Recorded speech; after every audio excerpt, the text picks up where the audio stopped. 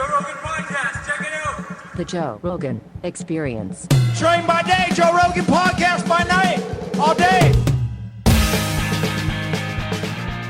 Hey, Derek, you know how I got so jacked?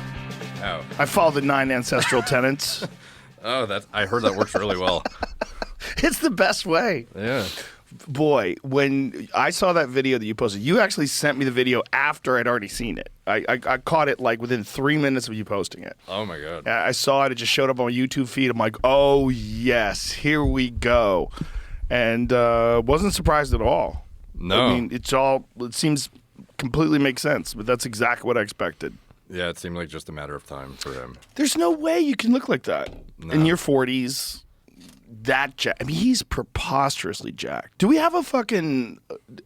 now that we know that he's full of shit, we're talking about the Liver King, by the way, ladies and gentlemen. A lot of people are like, what are they saying? This is all inside stuff. Yeah. There's a guy, if you don't know who the Liver King is, the guy calls himself the Liver King, and he's this guy who walks around everywhere with no shirt on. I've seen him in Vegas with no shirt on, big bushy beard, super jacked. And he was telling people that the way he gets that way is by sunning his balls. He literally lays down with his asshole staring at the sun and eats raw liver and just lifts like a maniac. And that's how he's so jacked. But it's preposterous. Yeah, too many polar extremes to have just like a unique marketing spin that was just highly viral, in my opinion. And I don't know. I think most people could see through it, but at the same time, he would... Like, there was a lot of big names that even reached out to me after the video came out, and they were like, you know, I didn't think he was natural, but this guy literally right to my face would say, like, blatantly, I am natural. And, like, a lot of people will take a guy at his word when it's, like, a private conversation. And if he's straight up telling you in person, yeah, it's actually legit, I'm natural, and he was just lying out through his fucking teeth, seemingly. There's some people that are really jacked that are natural.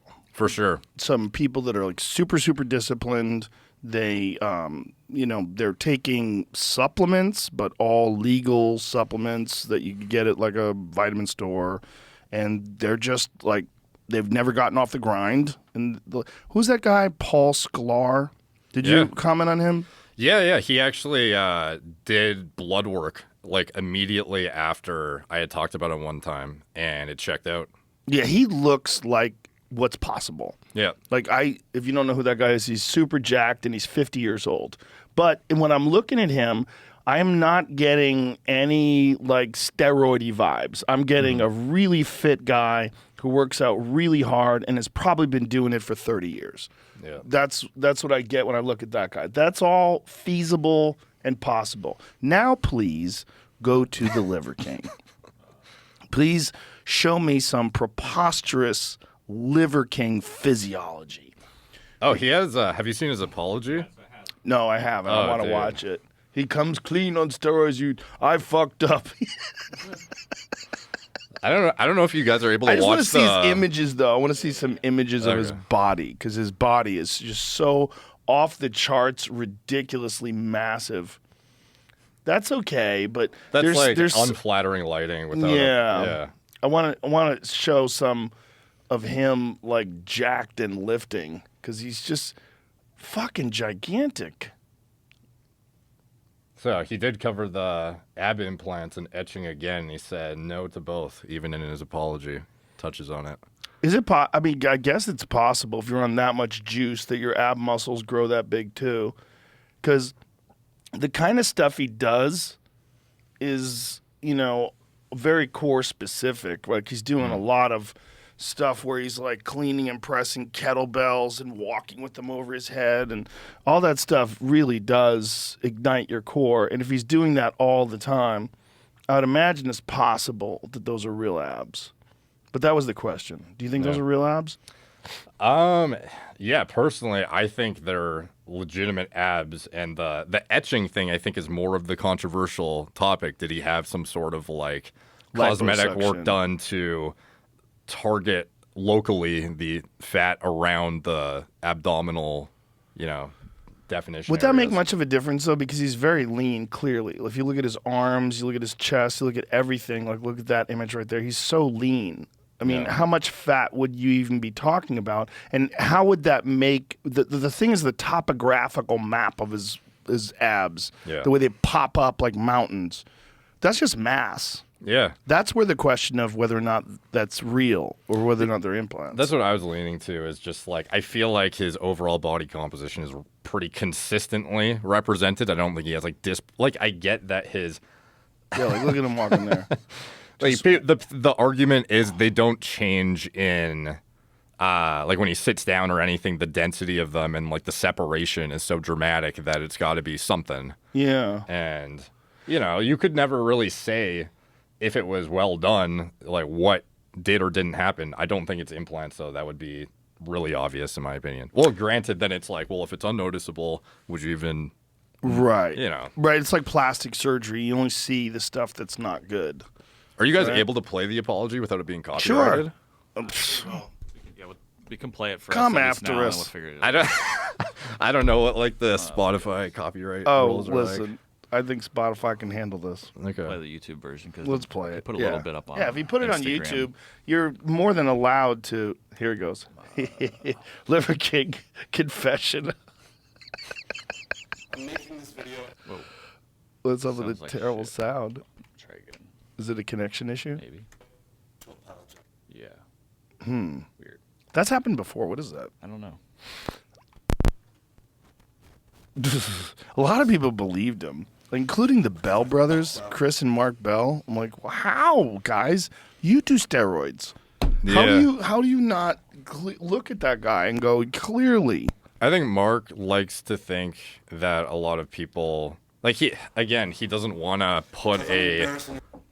Is it working? Or like a limitation on what's possible. Like he likes to believe that you could. And again, because the problem with this too is a lot of people will extrapolate this out and then think everyone with a jacked physique must be doing something, which is problematic because then it sort of creates this this narrative around, everyone's lying or anyone with a good physique. It's impossible to get there without doping your fucking face off kind of thing, which is not the case. There are certain individuals who, like, I do believe that physique.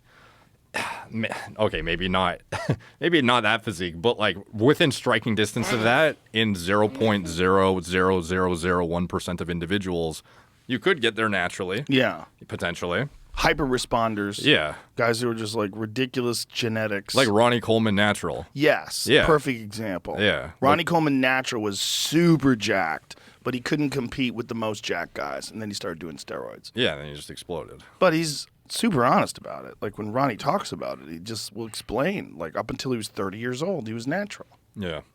So can we get it, or is it okay? Got a little. Because I'm embarrassed and ashamed. It sounds fucking terrible. Yeah.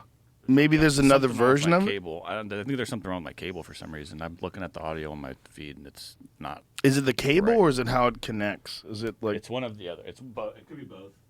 that's an old ass laptop, isn't it? No, it's a new one. Oh, okay. Old cable maybe. Because I lied. And I misled. Yeah, it's quiet. I don't know. Something's wrong. That's all right. Let's play it. We can hear what he's saying. A lot of people. Finals. I'm making this video to apologize. Because I fucked up. Because I'm embarrassed and ashamed. Because I lied. And I misled a lot of people. I've stated that this is a complicated as fuck topic, at least to me it is, because before social media, I was rich and anonymous, and after social media, I'm still rich, but no longer anonymous, and I never expected this kind of exposure in the public eye. It's been tricky as fuck to navigate. Well, clearly I did it wrong, and I'm here now to set the record straight. Yes, I've done steroids, and yes, I am on steroids, monitored and managed by a trained hormone clinician. Liver King, the public figure, was an experiment to spread the message, to bring awareness to the 4,000 people a day who kill themselves, the 80,000 people a day that try to kill themselves. Our people are hurting at record rates with depression, autoimmune, anxiety, infertility, low ambition in life. Our young men are hurting the most, feeling lost, weak, and submissive. So I made it my job to model, teach, and preach. He did it for the hurting people. Come on, Derek. The Have a heart. comments are not too favorable on that part of the video. Our highest and most dominant form. This is my fight. This is why I exist. Pause. Your highest and most dominant form.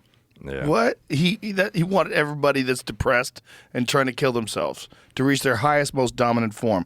But he wanted to lie about how he achieved his physique, so mislead these people that just by eating liver, you can come close to that. So as you fail at that as well as everything else you failed at life that led you to the point of doing something to yourself that you're thinking about committing suicide. Yeah. Like, that's what he's saying. I feel like in this video he had like a very good opportunity to just straight up say, sorry, I fucked up, etc., which I think he thought he was doing, but he also makes a few little comments in there that I feel like people really dug in on, like the whole, I didn't expect it to happen this, or me to blow up this much. It's like, it was very meticulously planned out from inception of the brand within this.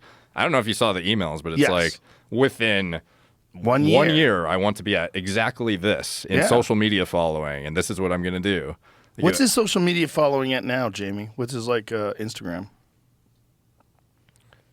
I bet he's at 5 million. I think on TikTok, 1.7 million. On TikTok, he's at like 3 point something million. Yeah, half of it's Chinese bots. Maybe. All right, let's play some more of this nonsense. Yeah. It's spreading the message.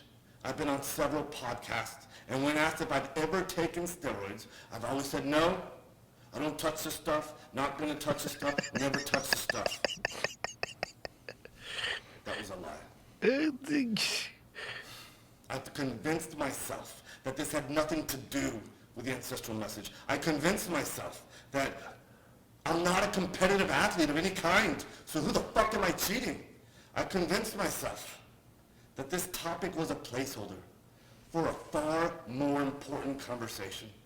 I convinced myself that this would overshadow the 36 years of working out, usually twice a day, without PEDs. That's not true. No. I've convinced myself that this was the vocal minority, usually in the fitness category, driving to an unproductive conversation.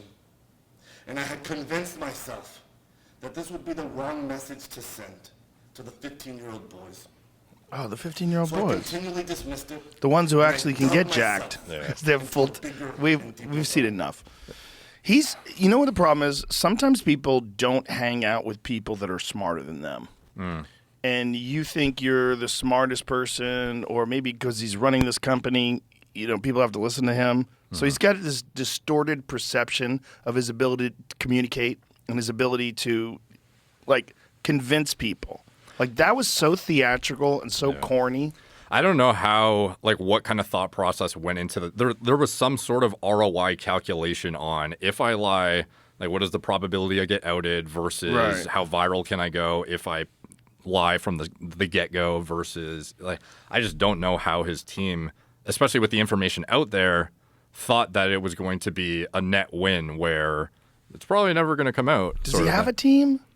Yeah, it's pretty elaborate. His team was, he has a media team that he hired to kind of Right, but they're just employees. Yeah. One of them came up to me in Vegas. Oh, really? Yeah, one of my security guards stopped him. He was like, I'm a producer for the Liver King. I'm like, what the fuck do you produce? What are you producing? Yeah, I wouldn't be surprised. It's not a movie. How many UFC events did he try and kind of cozy up? He was front row at one of my shows in Vegas. Oh, damn. At the MGM. Yeah, and then I saw him again at the Canelo fight. He was trying really hard to get on the podcast, and he's been trying really hard to get on now. He contacted a few friends of mine, and some of them that have, Bert Kreischer, that had him on the show. Yeah, he told me he's trying to get on.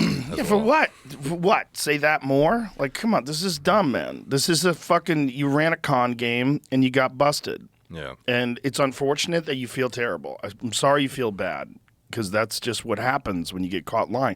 But you didn't have to lie. Yeah, I don't even see how bad it would have been if from the get-go he was like, it's not the healthiest. I'm on hormone replacement. Yeah, but I understand the not wanting to talk about the other shit because he was on Winstrol, DECA, high amounts of GH, etc., which is not ancestrally consistent, but neither is HRT because it's if your diet was so dialed Like, why is it that you don't have like adequate testicular function or adequate hormone output or this or that? And it's just like, I guess it kind of just like spit in the face of his message too much that he couldn't wrap his head around justifying coming out and saying, I'm on HRT, but do this other stuff. Well, he kind of had, I mean, one of the parts of your video that was really good was that you inserted this guy who gives a definition of charlatans. Mm-hmm. Who's that guy? Zach Tellender. Zach Tellender. Yeah. So that guy's definition of charlatans is really excellent because, you know, when you're talking about fitness and physiques and you're talking about bodybuilding and just getting jacked, there are so many like really educated, really jacked looking people that are online that tell you how they do it. Yeah. And they give you like what supplements they're taking, what kind of sets they're doing, what's their recovery like, what's all those things. And it's everyone's giving a very similar message. Some people have different approaches. Some people, you know, they're doing, you know, different kinds of exercises, but it's pretty consistent. And one of the things that Zach talked about in that video that you inserted into your video, which is really good, was that when someone comes along and they have a secret, this is the secret. Yeah. The secret is the 9 ancestral tenets. Yeah. I mean, you see him there with a beard. He looks like like an ogre or like someone in the Lord of the Rings. Yeah. Like he looks like he belongs. The 9 ancestral tenets. Like you're gonna meet him in a cave somewhere, and he's gonna explain to you and give you a magic staff. Yeah, it's like he feels it justified to be a larger-than-life character to represent the polar extreme of ancestral living, and even if it's at the detriment of having to take a bunch of drugs to do it. Because men are killing themselves, Derek. Yeah. There's a whole reason for it. Yeah. It's so dumb because imagine if you're like a really skinny guy, and you're like, all I have to do is eat liver, and I can look like that guy? Imagine. Like, there's people out there that really believe that. Like, that's what's missing. You know, wolves eat liver. Why don't I eat liver? So they go, which is, by the way, very, very healthy for you. Yeah. Liver is a fantastic food to eat. One of the very best foods that you can I've eat. been eating an ounce a day for years, personally. Yeah. I saw that in the video, too. You put that. I eat elk liver. Whenever I kill an elk, it's a giant-ass liver. It's like this big. And I buy calf's liver, and I'll eat liver at restaurants. It's very good for you. Yeah. It's rich in nutrients. Yeah. But that's not going to get you that big. That's hyperhuman. Like what that guy's achieved with his physique is a lot of hard work, no ifs, ands, or buts about it, but also exogenous hormones. Yeah, and it's like there are people out there that are more educational and obviously natural, like Saladino. I feel like he puts out like pretty goddamn informative content that still represents his, even if he has a polar extreme, like potentially narrow view of like what the optimal diet is. It's very much like reinforced by information, thought process, not necessarily his, like he shows up shirtless on camera, and I'm sure some of that was inspired by the Liver King to some extent because he didn't used to do that. But it's like When natural. did he start? When did he start with the shirtless on camera? I don't know, but it like maybe half a year ago or 9 months ago or something. Wow, I wonder if the Liver King inspired him to do. That's interesting. Yeah, he started showing his meals and, you know, showing up shirtless on camera. But he has a great physique and he's natural. Totally natural. Yeah. That's what's achievable. Yeah. You look at Paul's physique; he looks excellent, and it's totally achievable. Yeah, and he's in his 40s still has high, you know, hormone output, etc. So he walks the walk and talks the talk. He's a legitimate medical doctor. I mean, he's real, and unfortunately, he's in business with the Liver King. Yeah, it's complicated. Have you seen his video about like separating ties? Yeah, fucking crazy. All right, let's play his video. Poor Paul, brother. He's great. I really like that guy. I don't know if he's accurate. I shouldn't say honest. I meant to say accurate in terms of like whether or not vegetables are actually bad for you. Yeah, some of it like again, it's very much leaning into certain extrapolations he's made that support his hypothesis, I feel like, which I feel like could be a stretch in many scenarios where it's just like this equals bad, not moderate quantities equals potentially cumulatively beneficial for some people. I did a podcast with him not that long ago, and I felt like I gave pretty fair questions that really assessed in some circumstances could, like even medications, for example, like he's pretty against things that are like pharmaceutical at this point. He thinks everything could be naturally rectified through high quality lifestyle, diet, etc.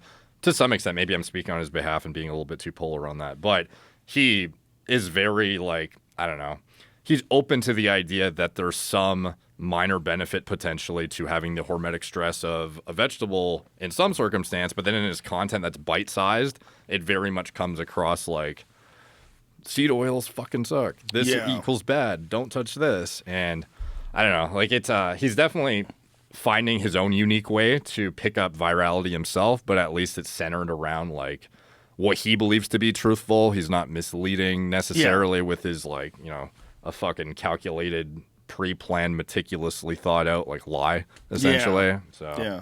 Well, let's see what he says, and note that he has a shirt on. So I wanted to post a story today with a little more context for the Liver King situation. I posted a reel with my thoughts. I've known Brian for 5 years, long before his social media presence began. He's a good human at his core, and I'm incredibly disappointed by the steroid revelations, which appear to be true. I think integrity is everything. The most common question that I'm getting asked now is, didn't you know, Paul, about the steroid use? The answer is no. I had my concerns about it. I had my doubts that he was free of PEDs like so many of you. But on multiple occasions when I challenged him with this, I was told that the answer is no, that he was not on any performance-enhancing drugs. Brian and I are both adult humans. We live thousands of miles apart from each other, but I had no knowledge of his PED use, though I did have my concerns, as I said. I will take full responsibility for my lack of ability to challenge him with those concerns sooner. When he began getting traction on social media, I should have brought my concerns about the truthfulness, the veracity of his statements, of his claims that he was not using PEDs to him sooner. And like I said, I will take full responsibility for that. That was my mistake. Let's stop right there. I did not know about that. I get it. Here's the problem. He was in business with this guy before he became this gigantic social media presence. That supplement line that Paul and the Liver King were involved with, that's existed for years. I mean, he was on my podcast years ago, and he gave me some of those supplements.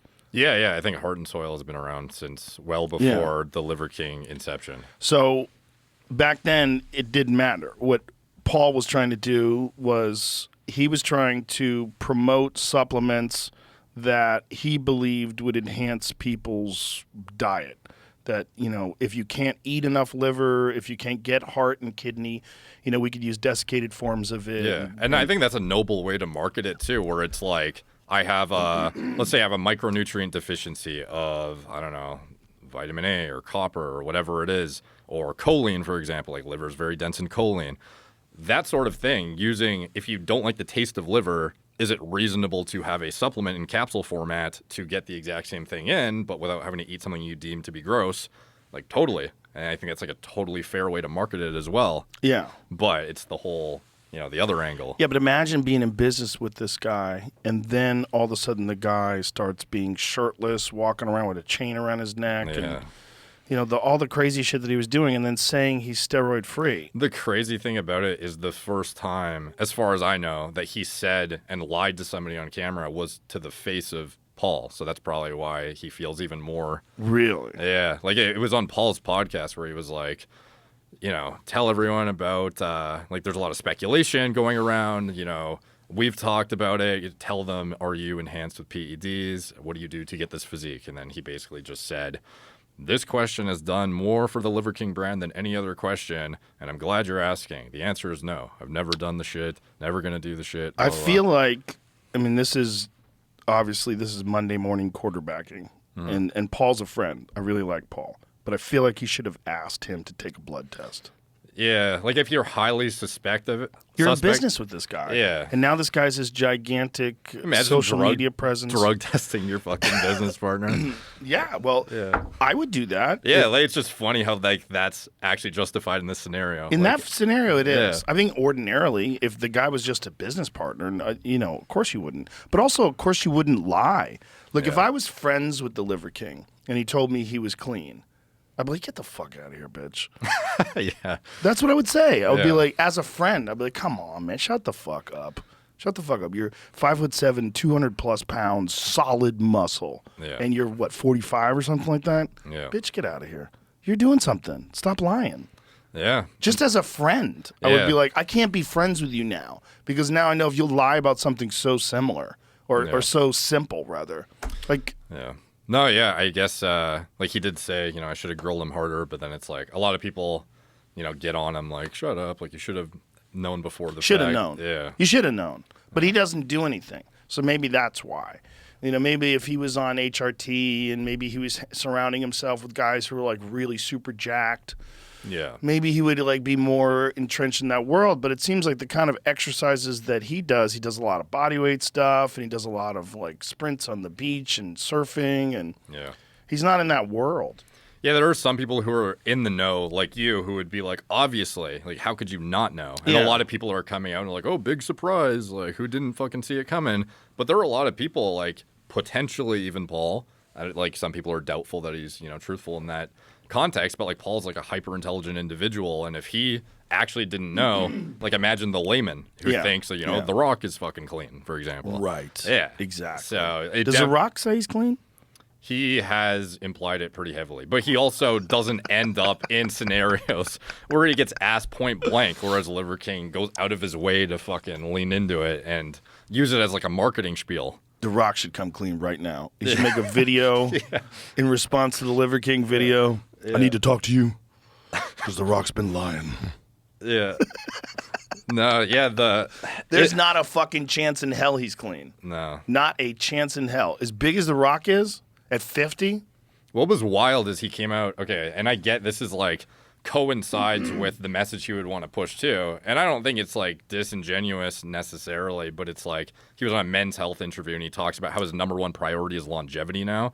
The Rock? Yeah, and I'm like, dude, like everything you're doing is like the hyper opposite of that. Like in terms of a diet, a lifestyle, potentially, but like the drug exposure to maintain the physique, to then do the superhero roles, to do the whatever at his age, like it's clearly not longevity focused. It's very much like, how much can I milk this right now with my brand sort of thing. Well, we're not, when you're looking at a physique, let's look at a physique of The Rock, like a full jacked Rock. Find The Rock at his most jackety jacked.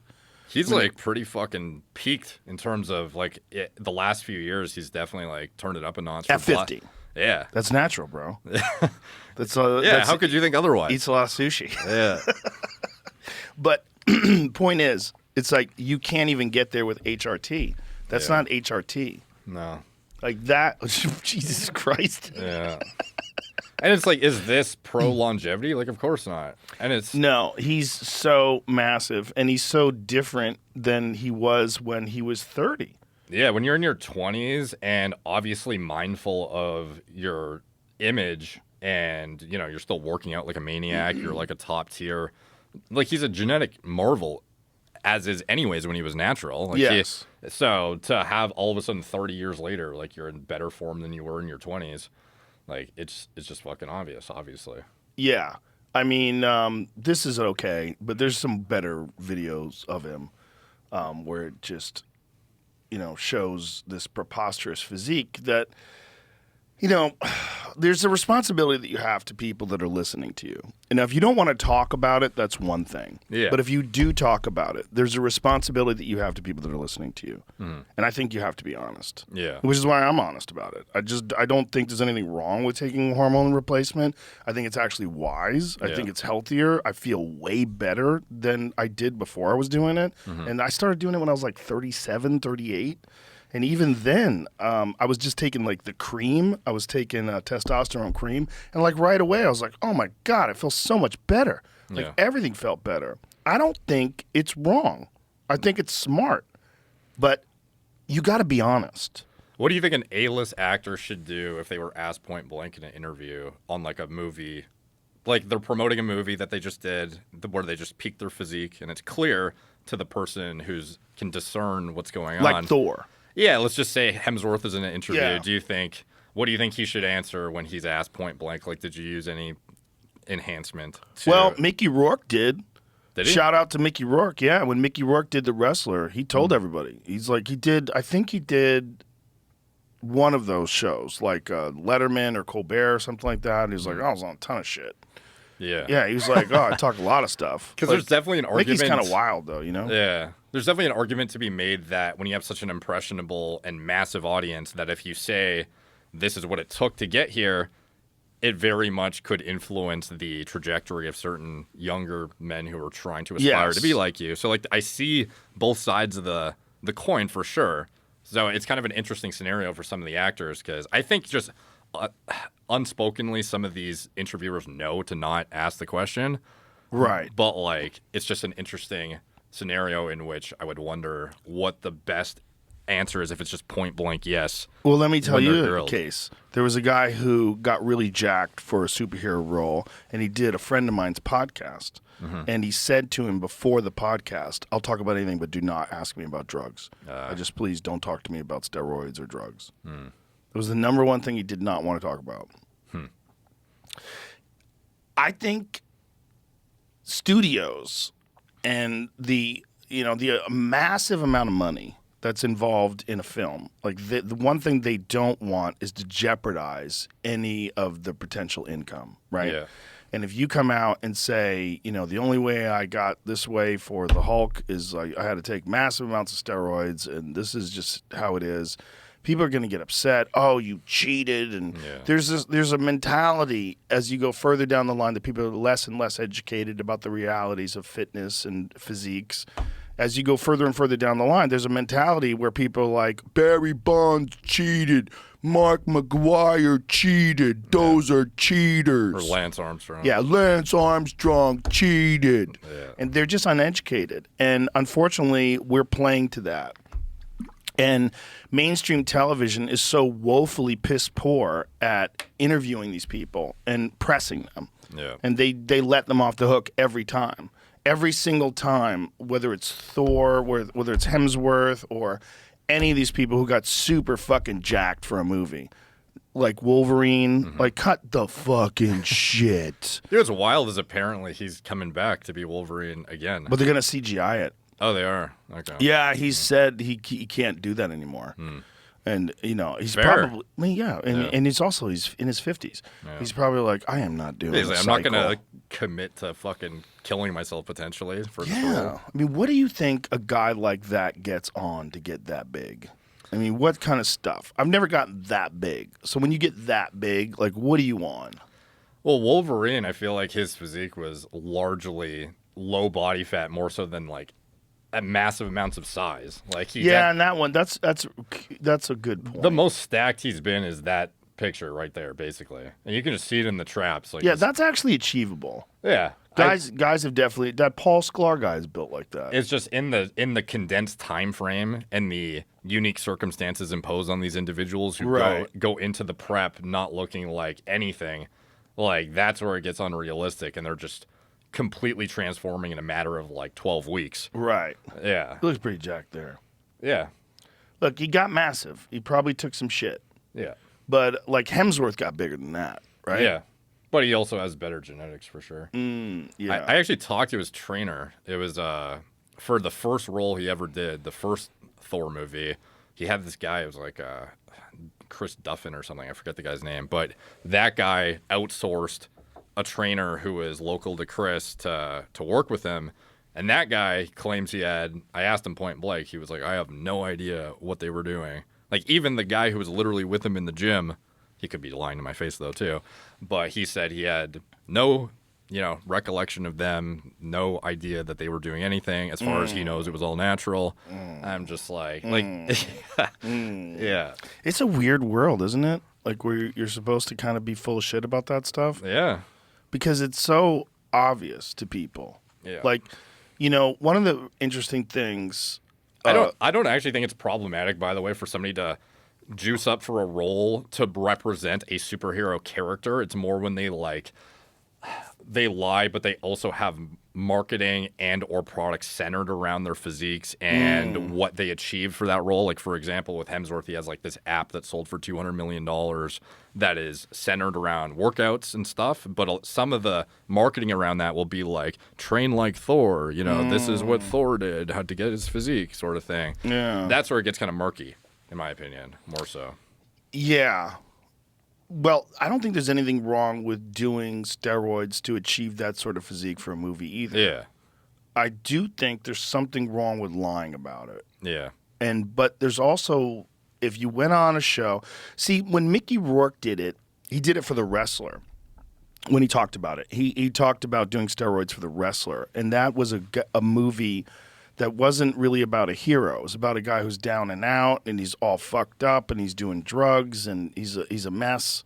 Mm-hmm. You know, it's not an admirable character that people would aspire to be, like Black Adam. Yeah. You know, when you see The Rock and he's standing there with his shirt off, with his shorts on, there's not a man alive who doesn't want to be built like that. They all want to be built like that. So if he's telling you that he's not doing anything to get that I don't know, and I don't know if he is. Is he telling people? Does he say, I've never taken steroids in my life? Does he say that? He said in one instance that when he was 18, him and his friends took something and it gave him gynecomastia, and then he never touched it again or something like that. That seems suspect. Super suspect. First of all, when you're 18, just doing something once is not going to give you gyno. It right? could. Could it really? The most prevalence I've seen of gyno development is in individuals who, like, without enough information went into haphazard use of like a pro-hormone or like an oral steroid without understanding like the pharmacology around it, and then fuck themselves up. One time? Yeah. Really? Yeah. Like you do like a heavy cycle of D-ball or something, get some gyno, and... No shit. I thought it would take a few cycles. To develop into like a significant matured titty, then yeah. But like it depends on the genetic predisposition, because some guys get gyno just through puberty too. Really? Yeah. Oh, it's just a natural thing that just fucks up. Yeah. Interesting. Yeah. Well, him saying that he did something once when he was 18, he got gyno. Like, how'd you take care of it? Yeah. What'd you do to get rid of the gyno? Yeah, presumably. Right. You have to have an operation. Yeah. Like, people need to understand, like, that's not fluid. It's like a gland gets Yeah. bigger, right? Yeah, it's like literal glandular tissue that you need to get like surgically removed. Have you ever seen it, the operation? Oh yeah, I've done videos on it. Oh, that's right, you have. Yeah. It's horrible. Yeah. It's like you're pulling those little alien chest bursters out of your titty. It's amazing how much mass there is behind those things. No, yeah. No, they like even for such like a little something that's just barely protruding cosmetically, just at an objective look, when you actually look at what came out, it's like, damn. Yeah. That's a fuck ton of tissue. It's a fucking egg. Yeah. Yeah, it's gross. Yeah, but I mean, if that's all if he's saying that's all he's ever done, that's crazy talk. Yeah. It's like at that point, it's weird. It's like trying to half tell the truth, but not Right. at all at the same time. Also, when you look at his physique in the early days of the WWE. Oh, nothing in comparison. Yeah, let's go to like the early days of The Rock. I mean, he was like very athletic, great genetics, big, strong guy. Yeah. But he didn't look anything like he looks now. The mass and the striations and the vascularity. This version of him did, but like this version definitely didn't. Yeah, like that version. I mean, he's fit. On the right, yeah. Looks good. Like, but look at the difference there. Yeah. He also had hair then. Yeah, I mean, looks very fit. I mean, he's pretty jacked. That's more recent because that's the crazy tattoo. Yeah. That's him now. I mean, this is much older. I mean, he's a fucking massive, there's heavily muscled some shots guy. of him where it's just like. So what kind of stuff do you think? Well, that was he looks pretty good there. He just doesn't look lean. I think there was like type in The Rock Scorpion King. I think that was an old enough movie where it was like on the red carpet, the guy just looked like a totally, I don't know, like a shell of what he is now, and that was a long. Come on, not bad. This is bad CGI. I actually never. Maybe this isn't a good example. Why don't you look red carpet? That's it looks pretty good there. Yeah, that's good. I forget which. Well, maybe on the red carpet he was off the cycle. There was one picture where it just looked like dramatically different. I don't remember exactly what year it was, but okay, it wasn't that year. Yeah, no, he looks pretty big. Yeah. Look, he's a giant dude, massive human being, and clearly when he's lean and he looks great. But yeah, what do you think you would have to do to achieve that kind of a physique at 50? First of all, you wouldn't maintain that kind of mass as you naturally got older, normally, right? No, definitely not. Like, it's like the total, again, it's like there's a reason why I feel that your body naturally downregulates a lot of processes too, potentially to like conserve, like stay alive longer. Because the bigger of a human you are, the faster you're gonna die in general. Like I don't see many like 7-foot guys walking around at 80 plus years old. Personally, Very few. Yeah. Isn't like Bill Russell was like one of the few? He passed away. How old was he though? He was quite He's- old. Yeah.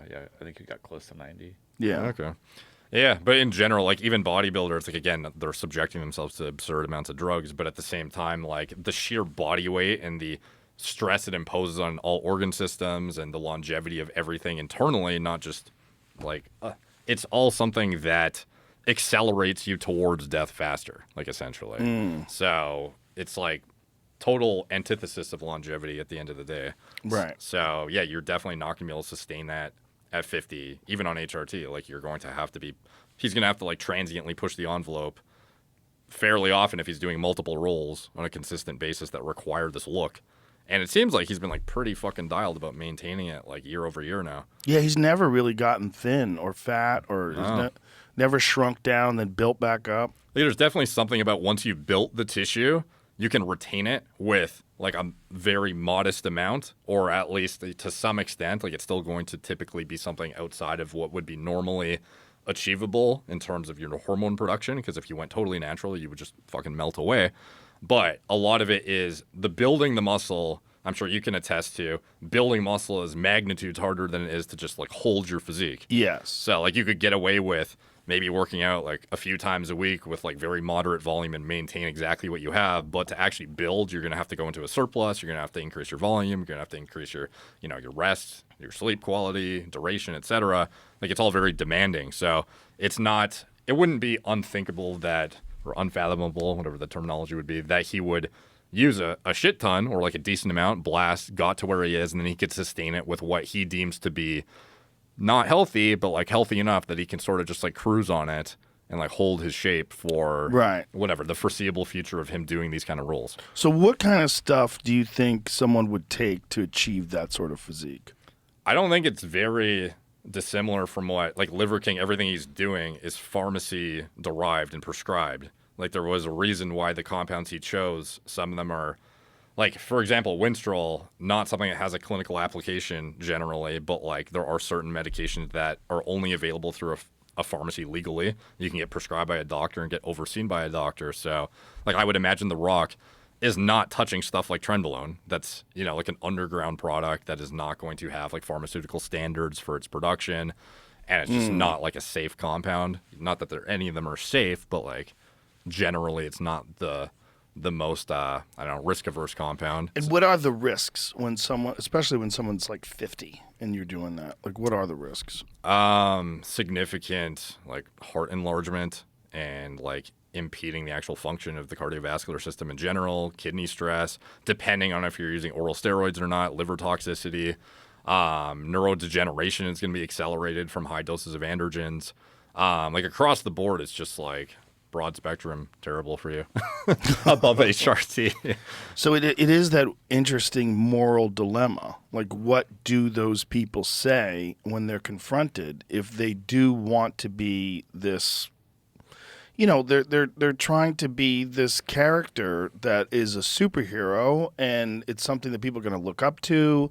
And, you know, they're a role model for young men. Look at this fit, healthy guy who's in the gym pushing it every day, the hardest worker in the room, like that kind of deal.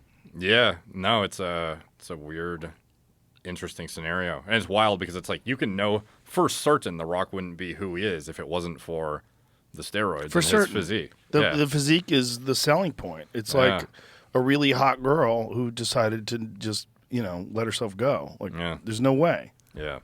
Yeah, and to answer your question earlier, like what you would do to get that, like I imagine he's probably prescribed like a base amount of testosterone that he like titrates up and down based on whatever he needs to do for his roles. I imagine he's on like a base of growth hormone, and then he probably intertwines in things like DECA here and there, like I imagine for joint support, but also like additional fullness, anabolism, etc. And then maybe like Anavar is like a hardening agent when he's preparing for roles that need to get like more dry and grainy looking.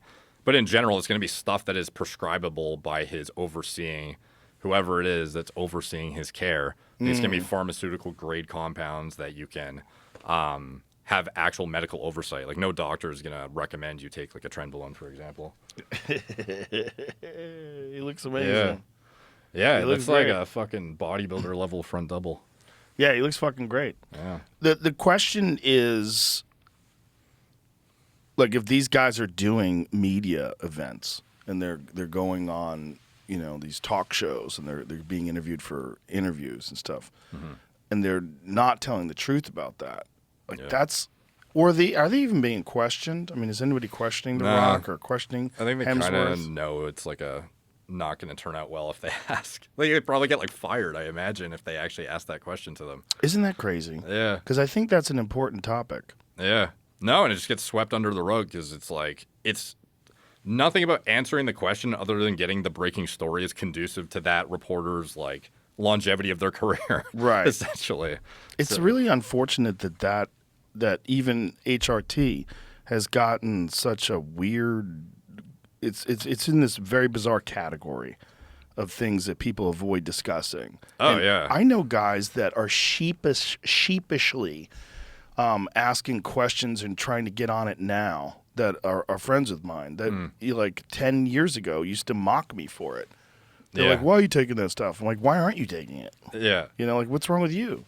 No, even the celebrities that are honest, they're, with exception of maybe like Mickey Rourke or something, are like pretty careful and calculated about how they even represent their HRT, which could be like a therapeutic amount. Like there was one interview, it was like, I think it was Kumail Nanjiani talking with, what's his name? Rob McElhenney from It's Always Sunny. I forget the name of the show, but they're like, obviously Kumail totally completely morphed his physique. Morphed? Yeah, the guy's fucking mutated in like a year. And then Rob McElhenney did like a wild transformation too, and they were talking about like their I think it was Rob who said like, yeah, my testosterone levels, like he said something finicky to basically sort of deflect, but also say like, yeah, I'm on HRT kind of thing. Yeah. Whoa. Yeah. He's jacked now. Yeah. He got And he's in his 40s? How old is he? He did that on purpose too, to gain a bunch of weight to Yeah. be funny for the show. And Oh, so he got fat? you got fat on purpose for the show, and then got ripped on purpose too. And it said like it's really hard as fuck to do that without him being a celebrity and have all the resources he has. It's also really bad for you to get fat like that. Like, to do that for a show. Like, when people do that for a show, it's like, Jesus Christ. What was the context of why did he get fat again? Again, it was like, I think it was like, I don't know, season 8. This show's been on a long time, and he was just like, I'm bored, and it's like, it would be really funny if I got fat. And like, that's just the character. It's like, it was funny. Like, how funny would it be if I just ate like shit for 4 months straight and just got fat as hell? Hilarious, right? Yeah. Didn't Marky Mark do that? Didn't Wahlberg do that for a role? Get really fat for a If role? he did, it's probably like makeup. I don't know if he would let himself go like that. I think he did. He works. Let's see. I think he did. For Pain and Gain, him and The Rock were playing like bodybuilder dudes. Yeah. And they both gained like quite a bit of size for it. Yeah. I don't think he ever got like fat though, necessarily, but I could be wrong. I You're thought- not wrong. He gained like 20. It says 20 pounds. Okay. What was that for? Yeah. So what was that movie? This could have been for that new movie Father Stew he did. I don't know if it's Yeah. specifically that. But Because I remember reading about how Wahlberg claims natural too, which is wild.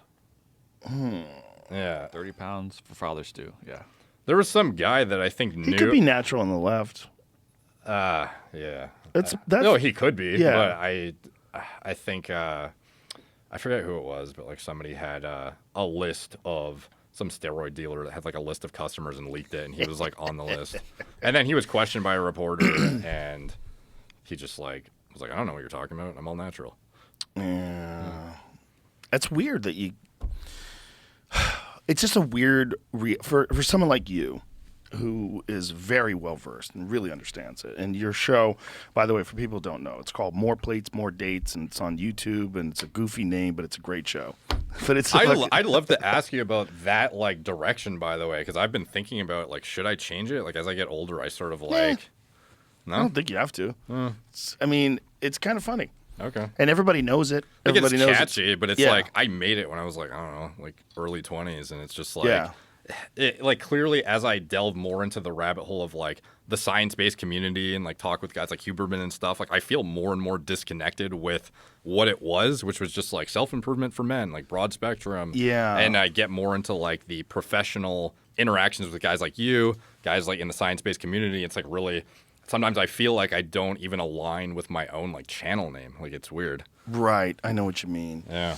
Yeah. Well, the thing is, like, everyone knows that name right now. And the problem is, like, if you did change it, there would be at least a period of time where people were just like, where is he? Where'd he go? Like, why is he this now? There would be confusion. Yeah, like even this episode would be named More Plates, More Dates. You're not going to.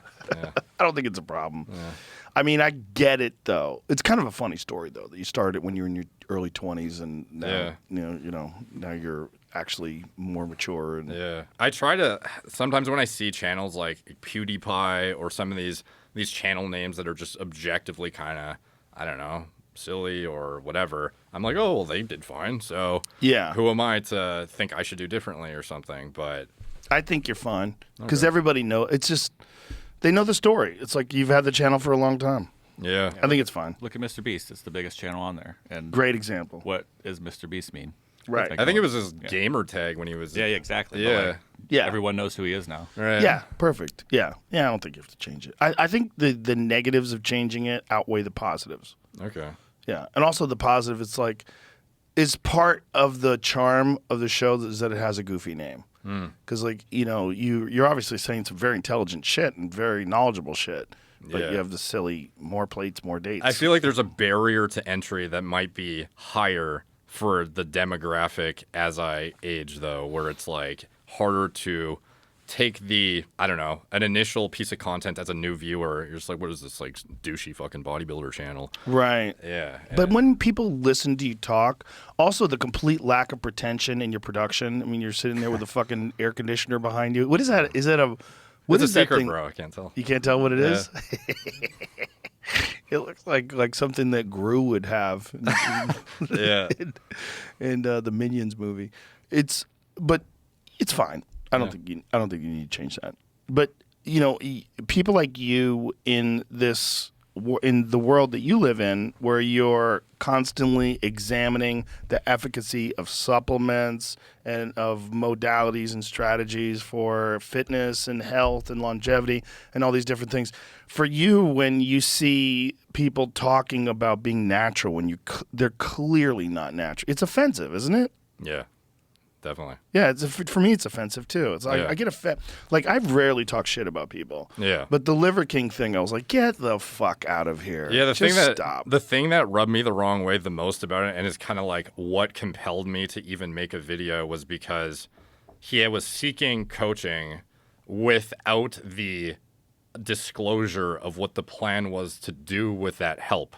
So it's like, I am going to enhance myself, and I'm already, enhanced as is, in order to blow up by this exact date. But I'm not going to tell you, even the guy who I'm trying to seek help from potentially, like, this is what I'm doing with it.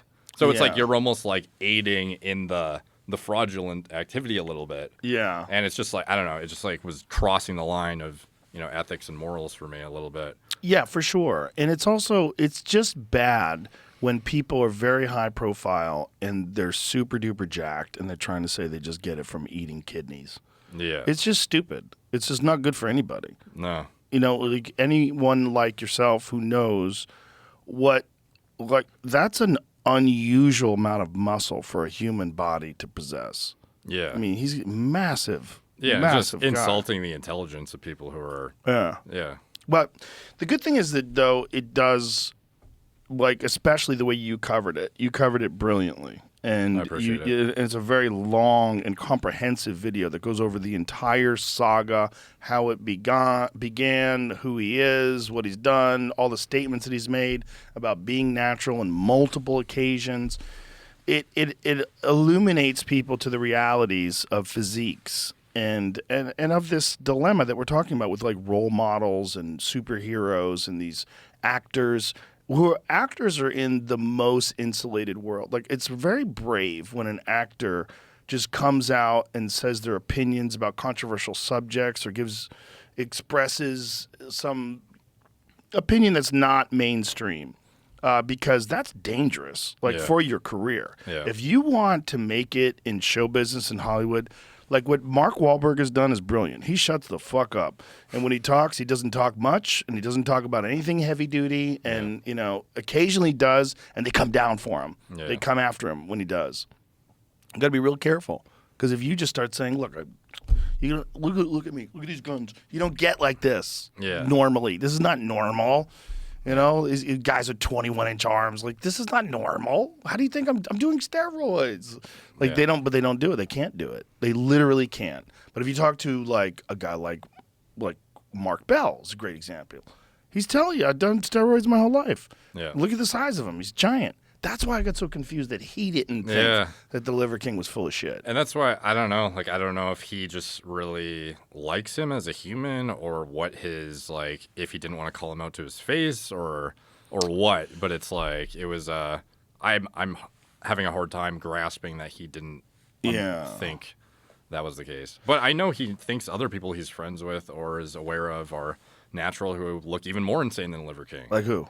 Mike O'Hearn. You ever seen him? Yeah. Mike O'Tren. Yeah. I saw that guy on a plane once. He was on a flight with his dog. He's gigantic. Yeah. And he says he's natural? Yeah, he even responded to the Liver King thing, and he was like... What? Yeah. Oh, my God. He's so big. Yeah. Now, is that possible? Well, is it possible? That's the thing is, you could... who knows, man? Fuck. If Coleman looks the way he did, is it possible that this guy could be the hyper extreme outlier? Isn't Michael Hearn like 50? He's like 53 or something. The thing though that's problematic is he does nothing to prove 53. otherwise. Like he could easily go get a blood test and a drug test and prove people wrong. Like Paul Sklar did. Yeah, even with Paul, he still did what I think he was capable of with his resources to get tested, and he went out of his way to do it. But there was this one guy, Matt Does Fitness. He's seen as this fake natty in the fitness industry because he looks amazing at his body composition, and he was just sick of it. So he contacted me to facilitate actual drug testing, as if I was a USADA entity or something. And he put up a budget of money in the thousands of dollars range to get randomly drug tested with urine and concurrent blood testing. And I chose all the tests he was getting to be as bulletproof as possible. And we would have a guy literally just show up when he's fucking lifting at home, wherever, pull his blood and get his urine and then test it to prove. And he's been doing it for half a year now, and concurrently showing that his lifts are not going down. So not only is his body composition staying the same, but his lifts have not changed, and he's passing the drug tests, which are bulletproof tests facilitated by somebody who's not himself, because he's not walking into the lab on his own accord whenever he wants, sort of thing. So I'm not saying that everyone should go do that, because that was a hard thing to coordinate, but that would be Who is this guy again? What's his name? Matt Does Fitness. You got him? Yeah. Yeah, so that guy's natural. That's incredible. But also he looks like he's about 30. How old is that guy? He's 36, I think. Is he? Yeah. Well, that's extraordinary. Yes. That's very difficult to achieve, and that guy must work very hard. And he's a genetic freak, for sure. Excellent genetics, works very hard, but kudos to him for taking all of those tests. And it was more bulletproof than actual fucking UFC testing. Now let's follow up with that guy in 15 years and see what he looks like, right? Because if he can keep that Paul Sklar level of fitness, because Sklar is I think 50, right, or 51. Yeah. It's so funny the eye test when you look at someone, you go that's possible. That's possible. Yeah. When I look at Paul Sklar, that's possible. Mm-hmm. When you look at The Rock, you look, get the fuck out of here. Yeah. Get the fuck. When you look at the Liver King, get the fuck out of here. Yeah. And when you look at that Mike O'Hearn guy. Yeah. No, the Mike O'Hearn example it's wild that he doesn't go as hard as Liver King, I guess, in that he's but it's weird because he definitely likes to poke fun at it, even though he will not go out of his way to show any blood testing or do anything to reinforce his natural status other than, oh, look at me at 15 years old. I'm bigger than you now. So obviously it's just natural progression. It's you're a genetic freak, which is why you look the way you do on gear now. Right. Exactly. That's a very good point, because there's a lot of people that if they took testosterone or they took a bunch of different steroids, they still would look like shit. Yeah. Oh, tons of guys. Yeah. Yeah. Sometimes you'd be shocked at if you walk into a public gym, like who's actually on gear and who's not. Sometimes Yeah. the guys who are natural look better than the guys on gear. Like, Yeah. Jesus Christ. yeah. Look at that. Imagine saying Jamie's that just laughing his you're ass off. 53 years old and you're natural and you're built that way. Yeah. That is crazy. Yeah. Like that's insulting when you're like, It's insulting. Yeah. I mean, the guy's obviously got incredible genetics and obviously works very hard, but also Yeah. saucy. Yeah. He's a little saucy. Yeah. He sold some like potentially unethical products too. And Oh, what yeah. are those? Like he said duck eggs were like far superior to normal eggs, which I don't know. Like I haven't even looked into the micronutrient like proportions of it to see if that to be true. Well, they're bigger. But he was selling like a duck egg extract product for like $700 or something, and like very much implying that it was supporting his physique. Duck egg extract. Why wouldn't you just go get duck eggs? I Yeah, had I a don't duck know. egg. I had a duck egg recently. It was terrible. It was like one of those things where it's like, oh, you know, like even in cosmetics, they'll like take a peptide, some obscure name, and like extract it and be like, oh, we put it into this face serum and this thing that came from some natural source. It's like the secret for, you know, eternal youth sort of thing. Yeah. And it was just like the commercialization of the thing that is not responsible for your physique is like very, very frowned upon. Yeah, that should be frowned upon. Yeah. It's very deceptive. You know, I mean, it's one thing if you're actually using those products and you believe in them and Yeah. this is why you're selling them. But when you're just doing it for a money grab and also you're on the sauce. Yeah. Yeah. One thing that you've done that's really good, that's really important with your channel, is you've highlighted the horrific negative effects that some people encounter. Yeah. And one of them was this young man. I'd never seen anything like it. This young man that got on steroids and his back Oh, just exploded. and yeah. all his chest too, right? Like Yeah. acne, like you couldn't believe. Yeah. What is that? Yeah, so some people, they have genetic predispositions that'll make them like either hyper respond sometimes in a positive way, also in the side effect aspect. Like usually there will be, if you push the envelope and go into like super physiological dosage territory, typically one thing will at least go wrong for you. You will probably have some sort of, I'm not saying this to be always the case because there are like more responsible ways to go about it to minimize the risk of this happening or potentially avoid it altogether to some extent. But like, you know, hair loss, gynecomastia, acne, etc. And this guy, he just had brutal acne breakout after. And What's the name of the video so we can take a look at it? it's tough to say because I've done a couple acne videos. You would just type in acne and you'd see like at least a few examples on my channel. Just go to more plates, This more is dates. the guy's back. Like, you can see all the scarring, you can see some of the active ones, but like this is pretty fucking desolated, dude. This is his back from the top, and this is his face, his neck and his chest. So pretty intense, dude. To the point where, Yeah. Horrible. There's a few if you just typed in. Yeah, if you just went on the search. Oh, Jesus Christ. Look at that guy with his chest bleeding. The guy in the middle there. What the fuck, man? Yeah. That's so crazy. It looks like he got attacked by a shotgun. Doesn't it? It looks Yeah. like he got shot. Like Yeah. there's little holes all over his chest. Yeah. No, it's hard to predict too, because some of these guys will just end up with brutal acne without having a like very. Yeah, that guy Whoa. got desolated. Now, is that like the scarring on his back? Yeah, so that was a unique scenario where a lot of people think his gear was just like, because again, it doesn't just come to your responsive gear, it's also the quality of its preparation. Like if you have toxic carrier oils, like unhealthy solvents, you have like a response to it that is unique from another individual, or like it depends on the quality of your product, and is why pharmaceutical grade is, you know, always going to be preferable as well. So Oh, that makes sense. That makes sense. So it's not just the steroid itself. Yeah. It's, Yeah, it's- Yeah. You're getting cheap shit. My God. He doesn't even look any different. That's what's crazy. He gets a lot of heat because he shows his aftermath, but he used to actually bodybuild pretty intensely, and he had a you know, a respectable physique. And is that what he looks like now? He's off everything now. Does he still have that fucked up back, though? It's getting a lot better, but because he took Accutane, he came off the gear, etc. He claims his source was like a highly vetted, pure source, so it's tough to say if it was actually just the gear or if it was just like shit gear plus response to the gear or what. But So now he looks pretty natural.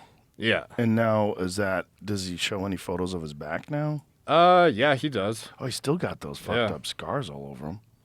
Yeah, I kind of feel for the guy because he does put out like information to try and make people aware of what happened to him. But now because he's natural, people will very much take that and be like, "Why would you even take gear to look like this?" And it's like that's not what he looked like when he was on gear. Wow.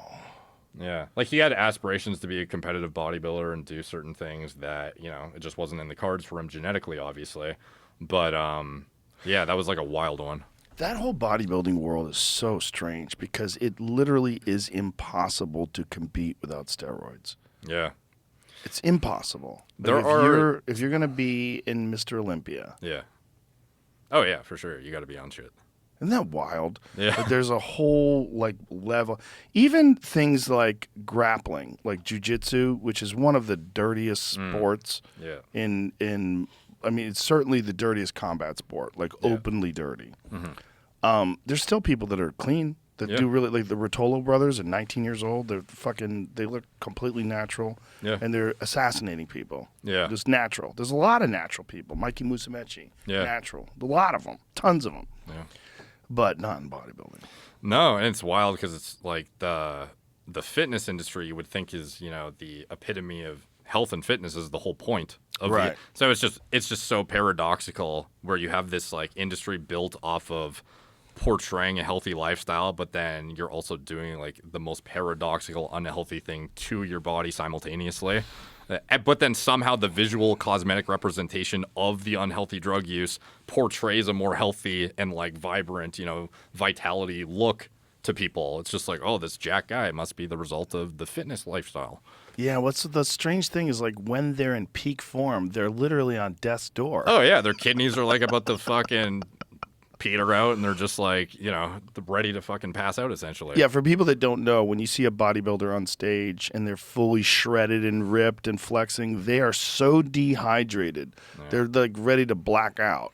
Yeah, like there's definitely safer ways to do it, but ultimately going down to deathly low body fat levels, cutting water, doing all these things, it's just like there's nothing healthy about it. Like your body was never meant to get there fucking ever. Not only that, your body never naturally would keep that amount of mass while you have such low body fat. No, you're like fighting like all mechanisms of biology to like get there. Yeah. Your body is like, what are you doing to me? Isn't it interesting though that to people represents like the ultimate physique? Yeah, it's fucked. Like looking like you're dying. That's the ultimate physique. I have a friend that got so lean, he couldn't even walk around because his feet, like the padding on the bottom, was essentially gone because he had no fat anywhere. So it was like painful for him to walk, and to sit, like his ass bones would be like sticking out, and he couldn't even like sit on a chair without like padding and stuff. That's crazy. Yeah, it gets nuts. But wouldn't you also imagine that's like massive inflammation in all of his joints, and like that everything is just like on high alert? True, that too. Yeah, it's just in agony. Yeah, and it's like you're not even able to sleep. Like, God, it's so bad. You're just starving as hell, and you're slamming stimulants like Adderall and whatnot to crush your appetite in order to sustain your absurd deficit. There was a family that we knew in California, and the husband was just a normal guy with like a regular job, and he decided to enter into a bodybuilding competition, and he got like really low body fat. And, did the whole deal, did the competition, and then afterwards experienced organ failure and died. Jesus Christ. Yeah, for nothing. Yeah, it's like like 36-year-old guy. He was like, looked great. Yeah. Oftentimes it's the wild thing is it's not like a sport that is highly monetizable anyways. Right. Like your prize money will be nothingness unless you're like at the top of the sport.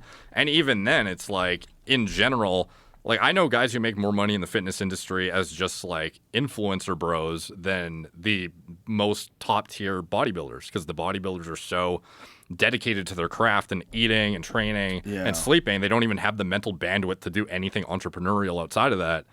So they, even though they're the top echelon in the sport, like, even their earning potential is capped by, like, the what is imposed on them from the sport to maintain just this fucking brontosaurus physique.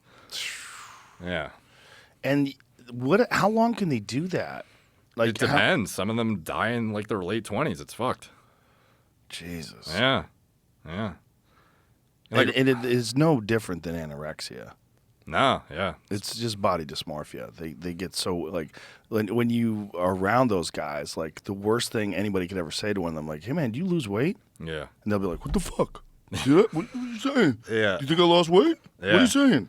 And, like, it'll fuck with even if they're massive, they're gigantic. Yeah. And it's like, ultimately, I think the Liver King thing is like a hyper extreme, like perfect example of that very situation. Like, I believe he had like extreme body dysmorphia, just like most bodybuilders, wanted to juice it up, even though it's like contrary to what he is promoting in his ancestral ways, and just hope people wouldn't find out. Honestly, I don't give him that much benefit of the doubt. I think what he was doing was just pure deception. I don't think there's body dysmorphia involved. I think even if he wasn't promoting it, though, he would have still looked like that and done that stuff. I bet he would have looked close.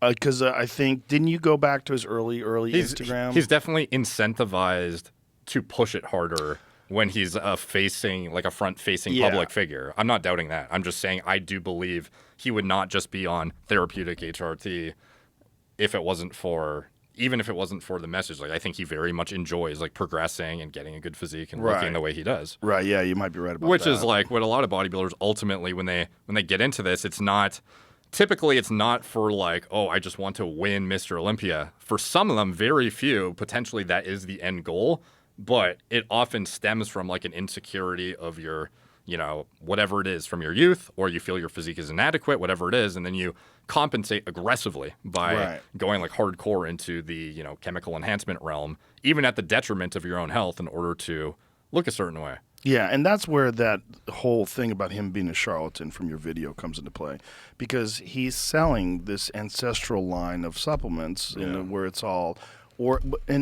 also, I have a friend who is very knowledgeable about this stuff, and he expressed some concern, and I actually reached out to Paul about this, Paul Saladino, and Paul says that it's very, very little concern, but he was saying that when you're dealing with organ meat, and you're like, there's possibilities of getting prions involved, and that's where mad cow disease came to play. You're talking about like cow brains and all these different things. He was concerned, and this is a very knowledgeable person. I reached out to Paul.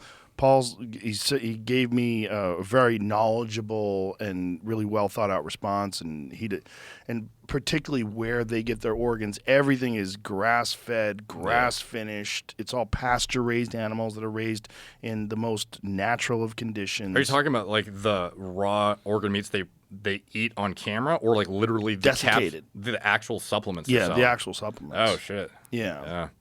Now my friend, by the way, he's not involved in the organ supplement business, so maybe he doesn't understand how it's run.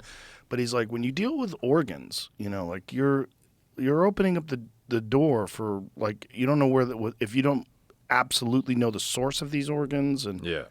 But no one's disputing whether or not organs are good for you. Organs, they're so good for you. Yeah. Heart and kidney and particularly liver, so good for you. And that's what's hopefully the outcome isn't at the detriment of that message too, because it's like, I hope people don't just take like the Liver King debacle as like everything he said was nonsense, because like he had a lot of good information, like a lot of stuff that was motivating, stuff that could have been implemented to improve your quality of life, health, vitality, etc. It's just unfortunate the way he went about doing it. The real Liver King is Paul Saladino. Yeah. He's really eating that. And go to Paul Saladino's Instagram, like, show some pictures of his physique. If you want to look like that guy, no hormone replacement, just gets sunlight outside. He's super healthy.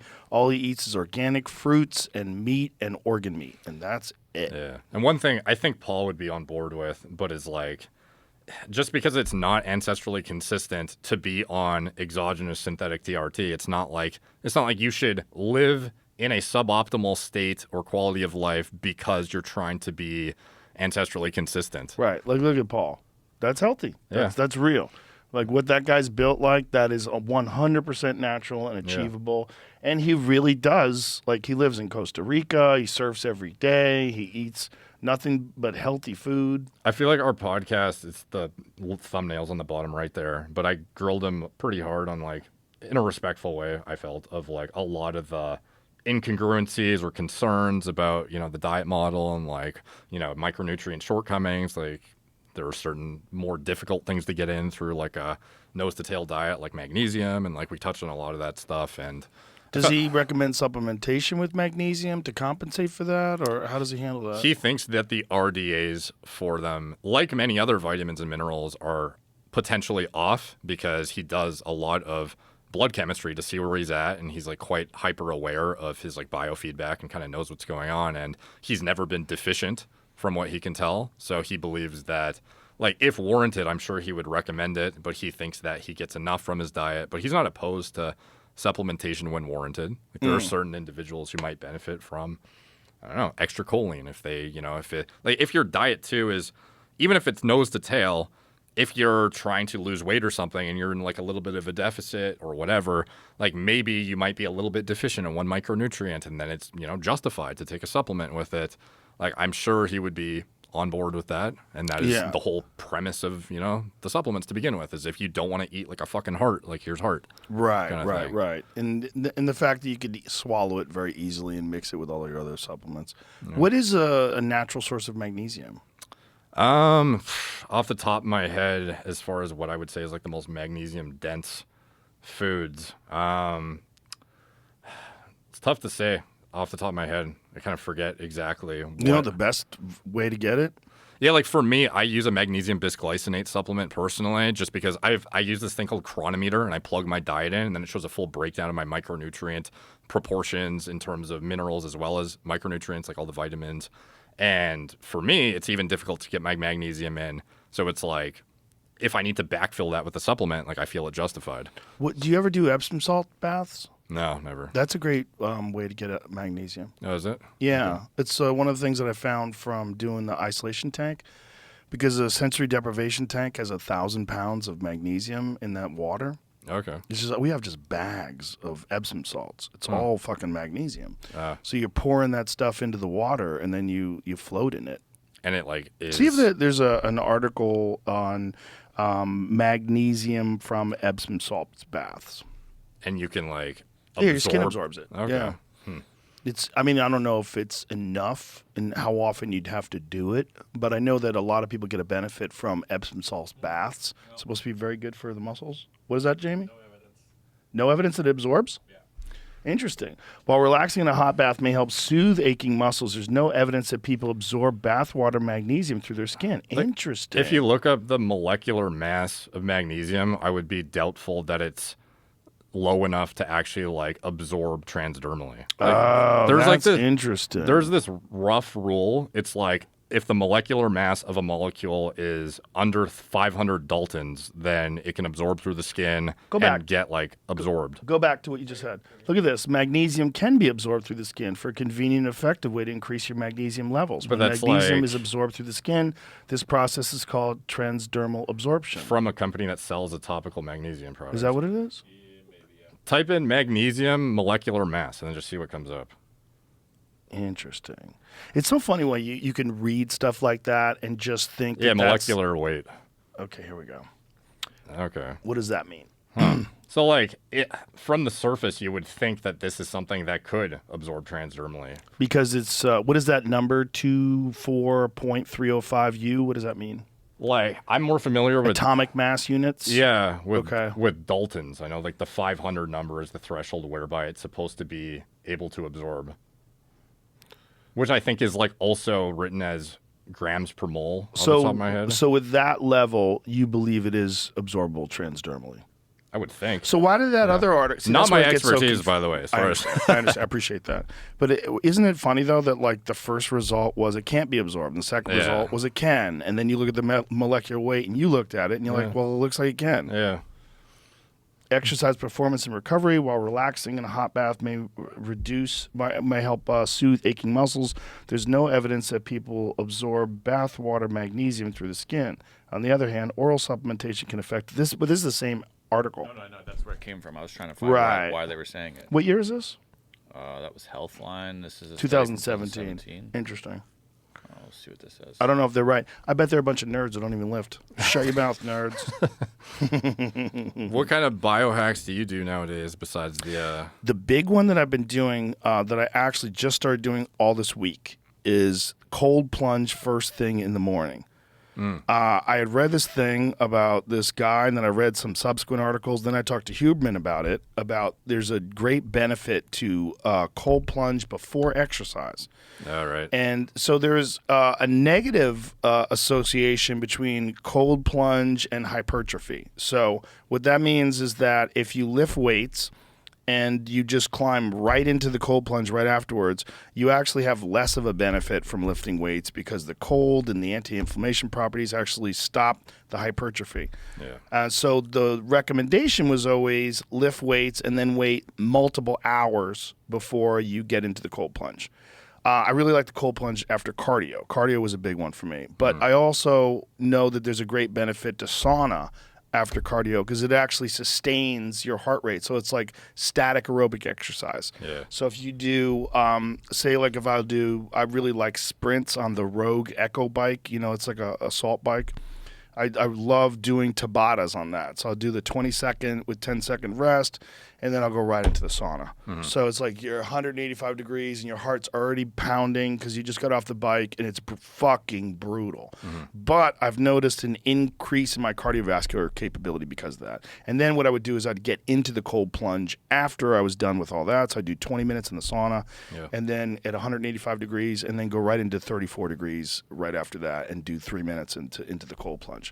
Now I've been starting my morning every morning. As soon as I decided I was going to do it the whole month, the moment I wake up, I just get out of bed, I put my fucking flip-flops on, and I walk out to the cold plunge. It's fucking 40 degrees outside, and I just take off my clothes, and I just climb in there for 3 minutes every goddamn morning.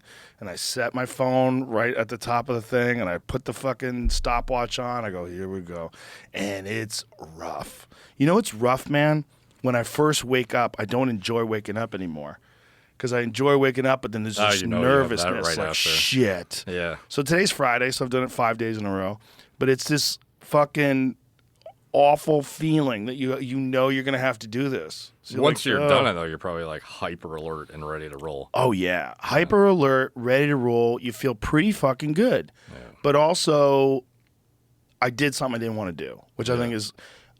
For someone like me that like deals with a lot of pressure and stress and anxiety from just being in the public eye and all that stuff, I firmly believe that you need something way worse to counter that you voluntarily subject yourself to. Has it always been like, when did that really, has it ramped up more in recent years, or have you kind of like perpetually dealt with that since being, I don't know, like you've been a public facing person for like a long time now? I've had it's like a trickle. Yeah. Like I've had a trickle of stardom. Yeah. It's like slowly ramped up, and it's almost like snake venom. Like I've got a little more bitten enough so that I can tolerate it. Yeah. Because I've seen people that are really young that get really famous quickly, and it just wrecks them. It wrecks them psychologically, and also they don't understand how to manage the input, right? So they're like reading comments about them. They're like tweeting and then responding to tweets and going back and forth with people in Instagram comments. I'm like, dude, stop. And you then still do that, eh? You ignore them entirely? I don't fucking read a goddamn thing. It's the only way.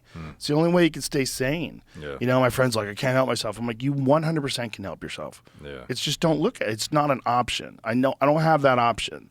There's no option to look at that. I post stuff, I keep going. Yeah. And I think that's very important because you're dealing with, with my case on my Instagram, I think it's like 15 million people. That's a lot of fucking people, man. That's too many people. There's no way that's manageable. You can't interact with those people. People could say mean shit to you and it'll hurt your feelings. Why would you subject yourself to that? Yeah. But I think even like articles written about you have to have perspective. You have to understand like who's right. Why are they doing this? They're doing this because you're successful. They're distorting who you are in order to make this look better. Yeah. So you have to do something, I believe, something to offset that. And one of the best things is really brutal exercise. Brutal physical exercise, and then sauna and cold plunge, in my opinion, are the very best things to mitigate the effects of that, because they're so hard to do that the other stuff just seems easy. It's like, someone said something mean about you, like, whatever. Have you ever had like a time you just had to totally disconnect from everything to mentally handle it, or no? You're like, pretty good about. Yeah, just don't read about me. Yeah. Let's read about other stuff. I mean, I feel like you're supposed to, look, there's people that live in war-torn parts of the world. There's people that were born in dirt floors and, they're dealing with rebels and they hear gunfire in the middle of the night and either their children get killed or their family members get killed. That's real problems. Yeah. Like the problems of someone saying mean shit about you on Twitter, it only seems mean. Yeah. It seems awful because you're interacting with it. If you don't interact with it, it doesn't even exist. Yeah, it's wild how much just your state of mind can influence like how happy or not happy your life is and like how you perceive external stimuli. Very, very much so. And also the kind of people that you surround yourself with. Yeah. That's crucial. You have to have a good tribe. You have a good tribe of fun, healthy people. If you don't, you're fucked. If you have backstabby people or gossipy people or mean people or resentful people, or you're constantly dealing with somebody who's like, always fucking falling off the wagon and you got to go rescue Mike. He's under a bridge shooting heroin. Fuck. Yeah. If you have enough of those people in your life, they will derail any progress you're trying to make, any self-improvement and self-growth. I think, obviously you should be there for your friends if something goes wrong, but you got to recognize when this is an unstoppable pattern. Yeah. And I'm not just talking about addiction. I'm talking about everything. Like for some people, it's gambling. With some people, it's food. With some people, it's just fucking. Some people they just sabotage their lives. Yeah. And if you're around that person, they're always sabotaging their life, and they always expect you to come in and fix it for them. Like they can absorb a significant amount of your resources. On the other hand, if you have friends that are positive and healthy and thankful and appreciative and they're fun to be around, and those people can enhance your life, you enhance their life, and everybody grows together and everybody has a good time together. That's a big key to being able to manage this stuff. As you've exploded, did you like have a conscious shift towards that? Yeah.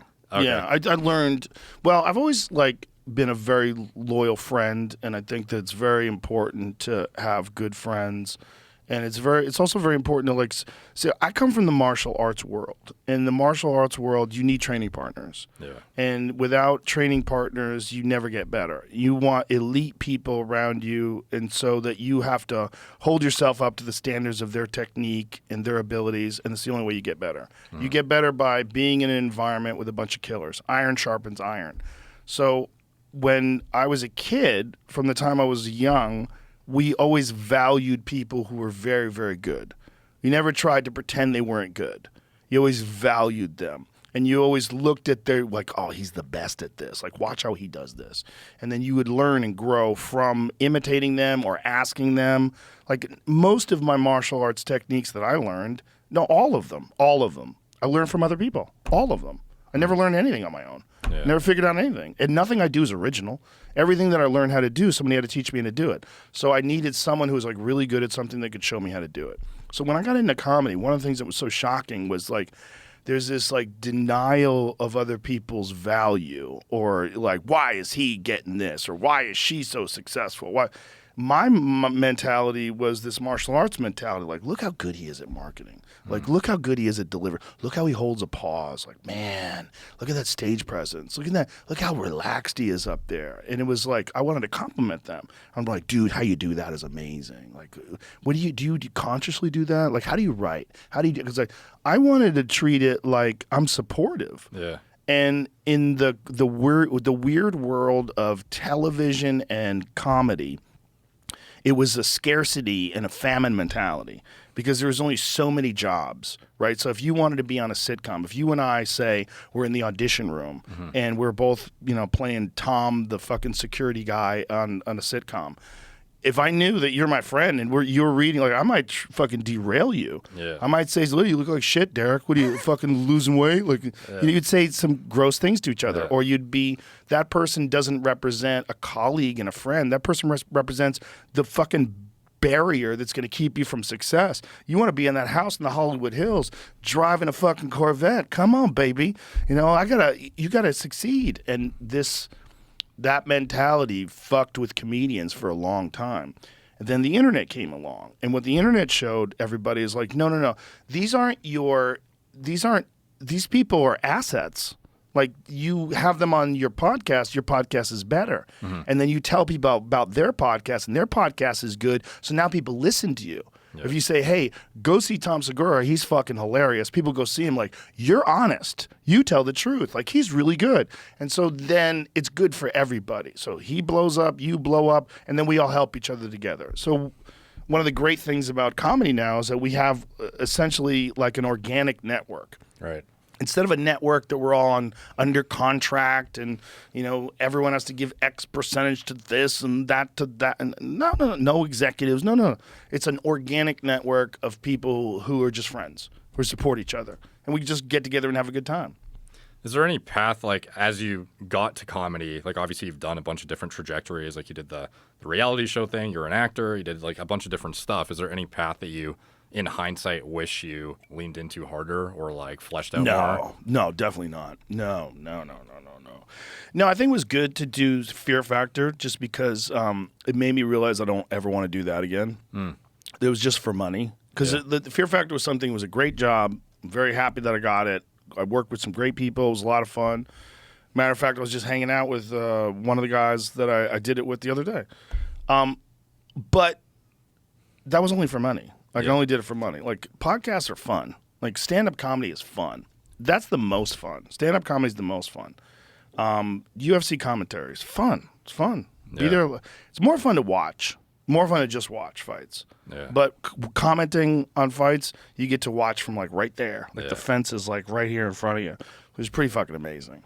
But no, none of those things. I'm definitely glad I got the acting out of my system. I don't like doing that. That's the least fun. Yeah. I think obviously I'm just speaking objectively from what I see, but some of the most, like, hyper successful individuals like yourself, it's being, like, hyper talented, but then also, like, fortuitous timing in a lot of different scenarios potentially, and, like, there is some luck involved. Yeah. Like, I'm wondering, like, if you were to be, like, there's so much pressure on social media now for young guys, especially at younger and younger ages, to be, like, this crazy successful entrepreneurial individual, even when they're, like, fucking teenagers or something.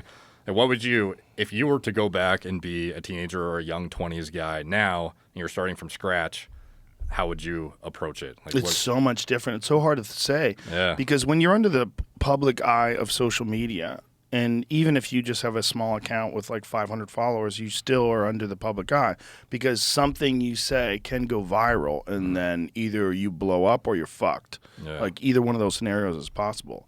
So it's managing your life today is so much more problematic. It's so much more difficult. I couldn't imagine being a teenager in high school with a fucking TikTok account. Yeah. Like, where you could just say wild shit. How about that guy who was a football player who got denied a scholarship because he was singing along to the lyrics in a rap video and he said the N-word? So there's a video of him singing along to a song he likes, and Brutal. They kicked him out of the college. That's fucking wild. When was that? Crazy. Recent? Very recent. Okay. Yeah. And he was like top draft pick, like an elite quarterback. Fuck. Yeah. Somebody else gonna pick him up, or I'm gonna hope so. Yeah, I hope so. That's But I mean, wild. imagine. I mean, that could change the trajectory of his entire life. Yeah. Because he was 15 and he thought he was just rapping along to a video. Like, how do you? They're saying it. Why can't I say it? Like, your frontal lobe's not even formed at 15. Yeah. And to hold that kid to that from that moment for the rest of his life. And that's just one example. There's so many examples of people ruining their fucking life on social media because they don't know any better, because they're fucking 14 or whatever. And it's like, I wouldn't want that. I can't imagine that. I couldn't imagine growing up with that kind of connection to people. And I think in some ways it discourages people taking chances. It discourages people really finding themselves and how to express themselves. Like, if every stand-up set you ever did from the beginning of your first open mic was online and available to people, that's horrendous. Yeah. Yeah, I guess all, like, the crash and burns and all, like, the trial and error. Yeah, that would not be... Yeah, and then if you read those comments, like, you fucking suck, quit now, like, that get in your head, Oh, for sure. You can't move past it. Most of my bombings, like all my bombings really, were just in these weird fucking nights and weird places, and you get over it, and then you move on, you just go, ugh, that one sucked. You know, that one I shouldn't have got drunk, or that one I was too tired, or that one I was too green, or that one I couldn't follow that guy. And these are all lessons that you learn, but you don't want them. You don't want to dwell on them constantly, because if you do, you will put yourself back in the mindset of that person who you were when you were failing, which I think is just like very detrimental to growth. Like, you got to be aware of shortcomings and failures, but you can't dwell. If you dwell on them, then you're maintaining this mindset of a person who just failed years after that failure. Yeah. Like, that was a long time ago. Like, you got to move on. Yeah. And if you don't move on, you're going to get stuck. And some people, look, there's some people that get stuck in high school forever. Yeah. Forever. We know those stories. They had failures in high school. Maybe they got beat up in high school. You know, maybe they were an asshole and they got their comeuppance in front of the whole school and they never recovered. Yeah. They never recovered. Maybe they were a dick and they were talking shit to some guy and he just beat the shit out of him in front of everybody. And they're like, no. And every day that guy wakes up, fuck! Years later and thinks about this failure. No, it's wild how, like, the earlier stuff happens, it seems to, like, very much affect the trajectory of your life. Yes. Like, very significantly. Very significantly. High school's a big one, man, because it's like you're changing from a kid to a person, to an adult. Like, it's in that process, so many mistakes are made. See, the wild thing is how even at your level of success, you trying to wrap your head around what you would do as, like, a young guy. You can't even fucking fathom it. No. So, like, imagine how overwhelmed some Right. clueless 18-year-old kid is. I can't imagine. Yeah. It's terrible for them. I think it's really terrible. And it's so available. And also, it's addictive. It's not like something that's available that you don't really need to go to all the time. Everyone carries a goddamn phone with them everywhere they go. Yeah. So you're always connected to this. And kids are ruthless how they talk shit about each other on the internet. Oh, my God. They're so mean. Yeah, I wouldn't want to live like that. But who knows? I mean, maybe it's one of those things where the way I've described it in the past is like I grew up in the Northeast. And I wouldn't trade that for the world, because there's something about growing up in a place where it fucking snows, where it's cold as shit and the winter comes and you're fucked, and when your car breaks down, you got to walk 5 miles and, negative 10 degrees. That builds a resistance, or a resilience rather, in a person that is, I don't think it's replaceable. I don't think you can get that. You certainly could develop discipline, and you could certainly develop resilience if you live somewhere else, especially if you have a hard childhood. Those people develop a lot of resistance and a lot of resilience. But there's something about growing up in harsh climates that develops a specific type of character. A person that values hard work and you get shit done. And it's like very common to people that live in like the Northeast in Boston. I wonder if, like, kids growing up today it's like a technological winter. Like, they are developing a resilience, like a psychological resilience, if they survive it. Yeah. They don't fucking commit suicide, which a lot of kids do today. Yeah. Like, suicide and self-harm is up quite a bit. And Jonathan Haidt has a book about it. It's called The Coddling of the American Mind. And in it, that's one of the things they discuss, is that, particularly with girls, suicide and self-harm ramps up considerably around the time of social media's invention, around the time of the iPhone. So maybe these kids today that are growing up with like the wintertime equivalent of resilience, but through the internet, Yeah, some of these, as I become more successful, I've been exposed to more successful people, those who are self-made, but also those who aren't and have been like trust fund babies or whatever. Yeah. And there's definitely a huge differentiation between the mindset or the mentality of those who have gone through adversity or hard times versus those who've been like silver platter to them, essentially. Yeah. And it definitely does fuck them up, I think. Like, even the ones who are successful but didn't have to go through the hard upbringing or make it through challenges that otherwise, have been they've just like coasted through, essentially, because they've never been imposed. It's never been imposed on their lives at all. There's no comparison. Yeah. That description of a self-made man. Everybody wants to be a self-made man. Yeah. I mean, there's no real self-made man. I mean, everybody has help from everybody. But the reality is there's a giant difference between growing up poor and then eventually becoming rich versus growing up super wealthy and then being given money and working hard to sustain that money. It's just Yeah. not the same. You're like concrete that's like missing an ingredient. Yeah. And you don't really know if you could have done it on your own. And I'm sure you can attest to the fact that, like, there definitely is, like, a neurological component to, like, it's called the hedonic treadmill. And it's like your new set point becomes just what your baseline expectation is of what makes you feel satisfied. And then anything, you need some heightened level of success to feel that, like, dopamine hit or level of achievement again, even if your baseline is, like, some absurdly good achievement as is. Yeah. Whereas back in the day, if you got like, you know, $20 an hour for some job, like you would have been fucking stoked. Like back in the day, I used to make like $8 an hour, like picking up like golf balls on a driving range. Like for me back then, it was like money. Fuck yeah. Right. Like this is great. Yeah. Yeah. And it's just like that.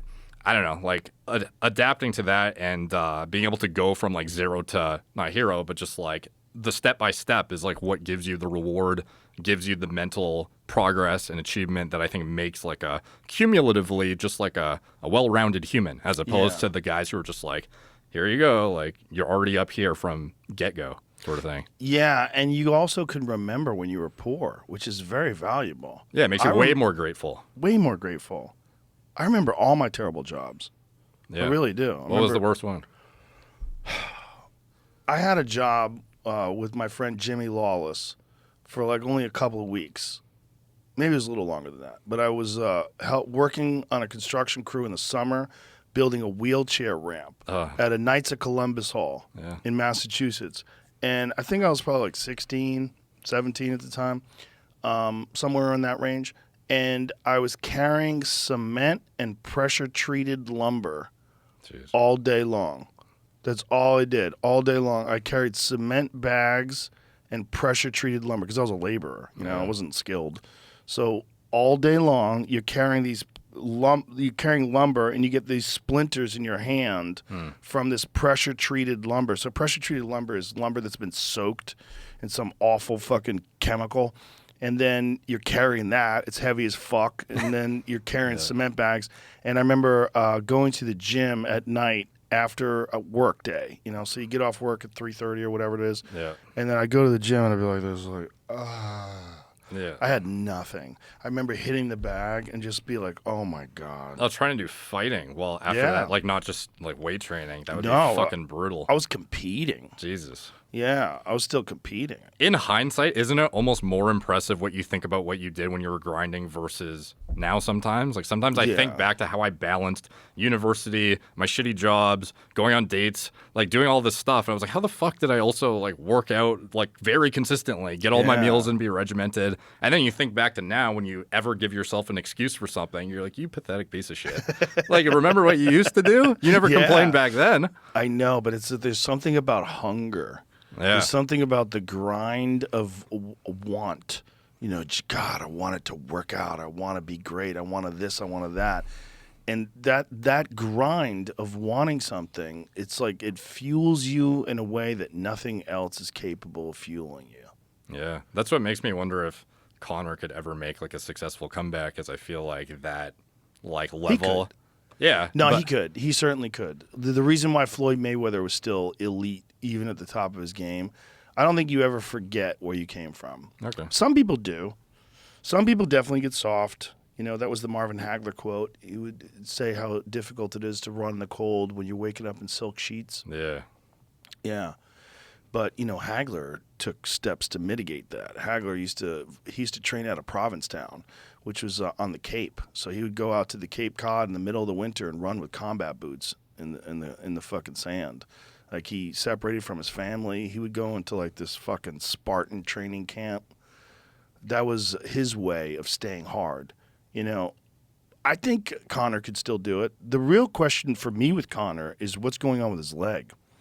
Yeah, he has like a titanium fucking plate in it now? Or? Yeah, his leg snapped in half.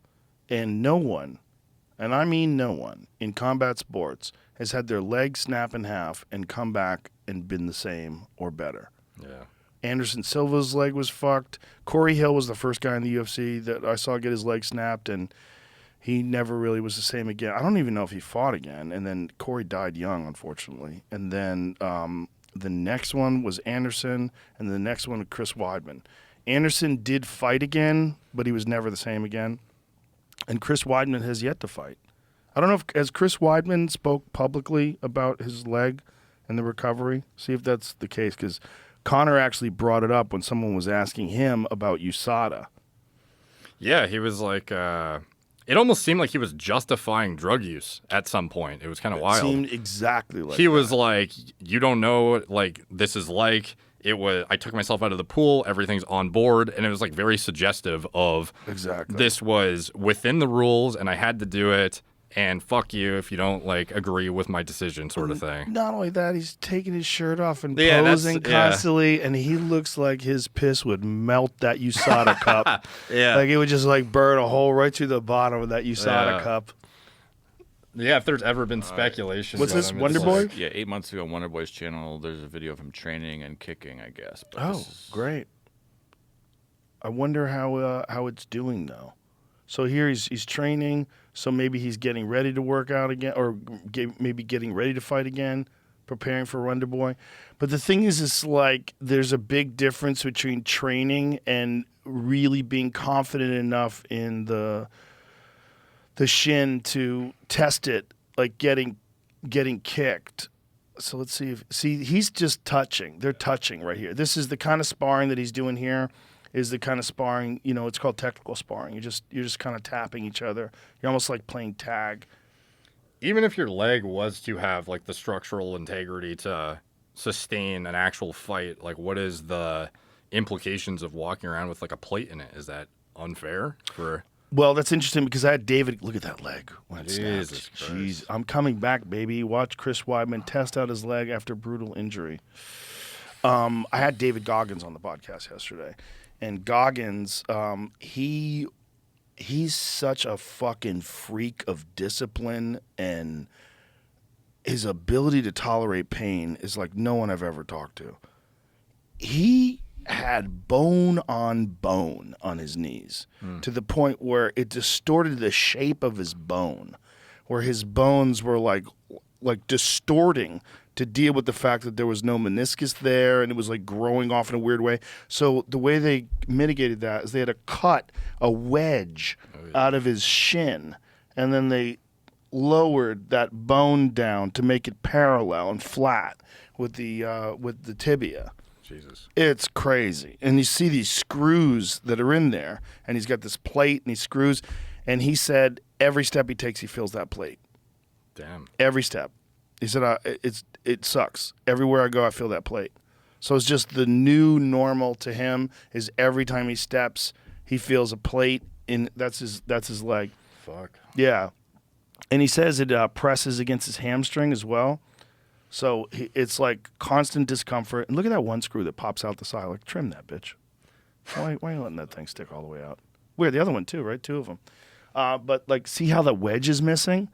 Like, that little wedge slice right there, his knee would go up on the side. So he was almost like bow-legged. Fuck.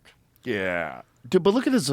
There's no spacing in the fucking knees, man. Yeah. The guy runs 240-mile races with those knees. See, the wild thing to me about him, too, and it's like perhaps he's like fully elucidated this in his book or in a podcast, and I'm just, haven't seen it.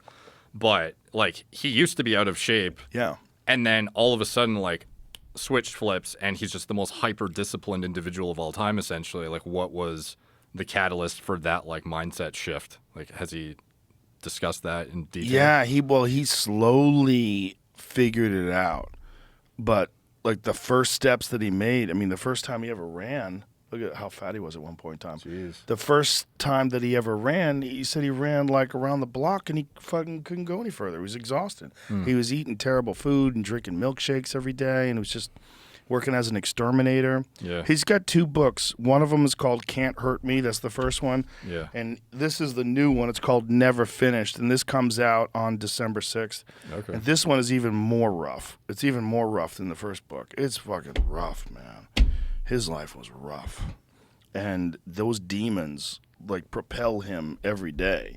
And now he's in this place where he's known as, like, literally the hardest motherfucker that's ever lived. Like, that's who he is. He's this guy that will run, like, 20 fucking ultra marathons in a month just to show people that it's possible. And that is like a burden too, because now you're constantly attached to this thing where you have to push it to the end, and then you see his body is falling apart. It's crazy how some of the most successful people seem to have like chips on their shoulder that they use to like propel them mentally. And it's like, I don't know if that's like, I've done that too personally. Like try to, even in the gym, sometimes you think of fucked up shit to get through that last like rep. Yeah. And it's like, I don't know, is that the healthy thing to do? Like, I don't even know. I don't know what's the healthy thing to do. I mean, I oftentimes when I'm doing sprints on the bike and I'm really tired, I think about getting tapped out because I have a bunch of memories in my head of different guys who caught me in triangles, and this guy caught me in an arm bar. And sometimes you get caught just because you're too tired. Like you see it coming and you just can't step over the leg, you can't pull your arm out, and then you wind up getting tapped. You're like, fuck. And you know you got tapped because you were too tired. You know what the defense was, but you weren't able to implement it because you're too exhausted. So I think of those moments a lot of times when I'm training, when I'm just in the middle of like a sprint. I want to like slide. I don't know if that's good or bad. I mean, I think it's positive in that it's making me do that extra work.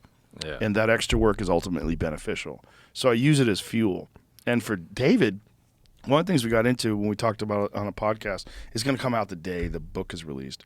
One of the things that we talked about is that he literally reads out things his haters say in comments and records it. Oh, so he does. And he reads the comments and then listens to it while he runs. Oh my God! But he's a psycho. Yeah, I would not recommend that. And I don't so know if if it's the opposite to your approach. Yeah, but he lives a different life. Like it's a very performance-based life. It's not like an interactive life, and it's not like he hasn't done a podcast since he did mine. Oh, you wow. know, like his last podcast I did, he was fucking last podcast I did was like 4 years ago. Fuck these podcasts. He's like, but I like you. I'll do yours. Like he's different. Like David exists in this world where he is out there pushing himself beyond the limitations of the average human being, like way beyond in terms of like his tolerance for pain. And he believes he's extracting lessons from that. Like he likes the suffering because he learns about himself in that suffering, and he continues to grow through that suffering. Yeah. Like that's what he does, like all day long, man. So he doesn't get stressed about the comments or anything. He just goes and like procures the best shitty ones. Yeah. And then uses that to be like, fuck these people. Yeah. That's crazy. Taking souls. That's what he says. Yeah. Taking souls. Those motherfuckers see you out there taking a soul. It's like, why are you out here running? Because you're not, motherfucker. And he keeps running. Like he's got a chip on his shoulder as big as the fucking Empire State Building. But that's... Did you leave the podcast works. Fired up? Yeah, man, I left that book fired up. You read that book, you want to run through a fucking... I texted him. I said, dude, I'm ready to run through a fucking wall reading this book. He is like one of the best sources of motivational strength I've ever encountered because it's all real. And most people didn't even know how fucked up his knees were. Like until he let us show those pictures, like most people didn't even know what he was going through. Like that kind of pain is insane. His doctor said to him, I can't believe you can walk on these knees. Forget about run thousands of miles. Like that's the amount of fluid they pulled out of his knee. And the black fluid on the left, what was he saying, is deoxygenated? Yeah, or unoxygenated. I don't know It's just fucking clots and clumps. And that was all from his knee, man. He's never gone to the realm of what could attenuate. Like, as far as I know, he's not on TRT or done anything to... It's like, why though? Like, I'm just like, he imposes so much stress on his body that it's wild that he has not explored it or anything. Yeah, I wonder if he would now. I mean, I believe he's 45 now. Like even just recovery agents, not even the TRT stuff, like peptides, stem cells, whatever. Right. I don't know. Well, it certainly could help, and maybe it would have saved his knees. But maybe not. You know, the volume, the sheer volume of pounding and all the shit he does. You know, he fights wildfires. No. Yeah. Jeez. For fun. I'm not kidding. No, for I know. months at a That's time. Wild. He's a wildfire. He's a smoke jumper. So they take him out. That's him jumping out of a fucking I guess an airplane and parachutes down into these woodland areas where there's firefighters. Jesus.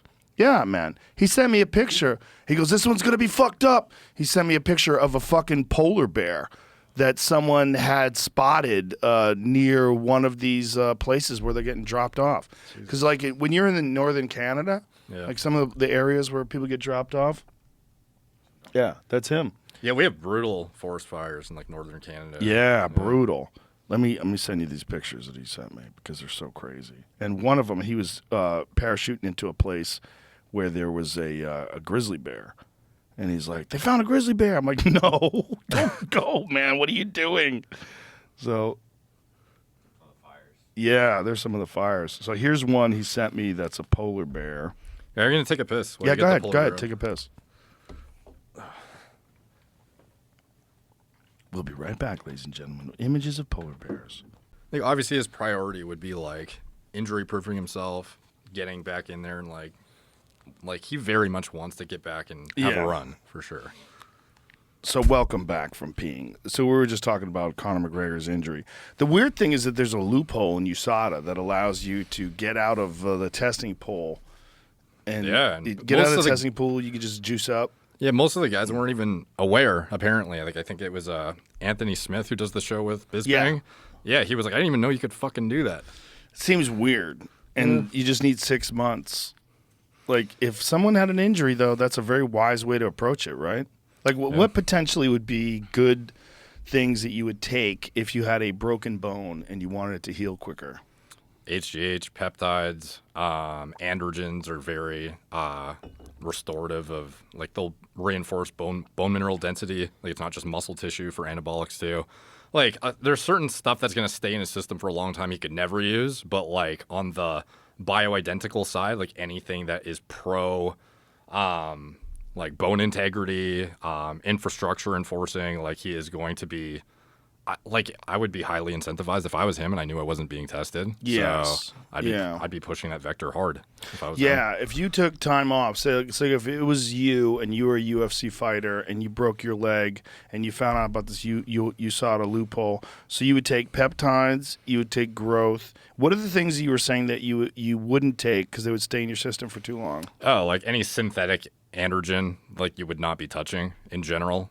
Like, anything that could be detected for, like, I don't know, DECA, like, anything of that nature, I'm sure is not even on his radar. It would be more like bioidentical compounds. How long does that stuff stay in your system? Bioidenticals? Like a DECA? DECA can be like a year you get detection. Oh, really? Yeah. Wow. It's fucking nuts. So him taking testosterone, but wouldn't that fuck with his endogenous production of testosterone then when he gets off of it? Yeah, he could, but I'm saying the most logical thing would be the growth factor side of things. So that would be GH and then accompanying peptides like the BPCs, the TB500. Yeah. There's other peptides that are not even tested for that I'm sure he was probably already using. But yeah, like I imagine his main priority is injury proofing himself more so than getting, like, juicy as fuck. Right. Yeah. Yeah. Well, also just recovering from that. You know, when your bones get snapped and it's a weight-bearing bone. He says, I crushed the metatarsal bone in my foot 3 weeks before the Khabib fight and still made the walk. All injuries are not the same.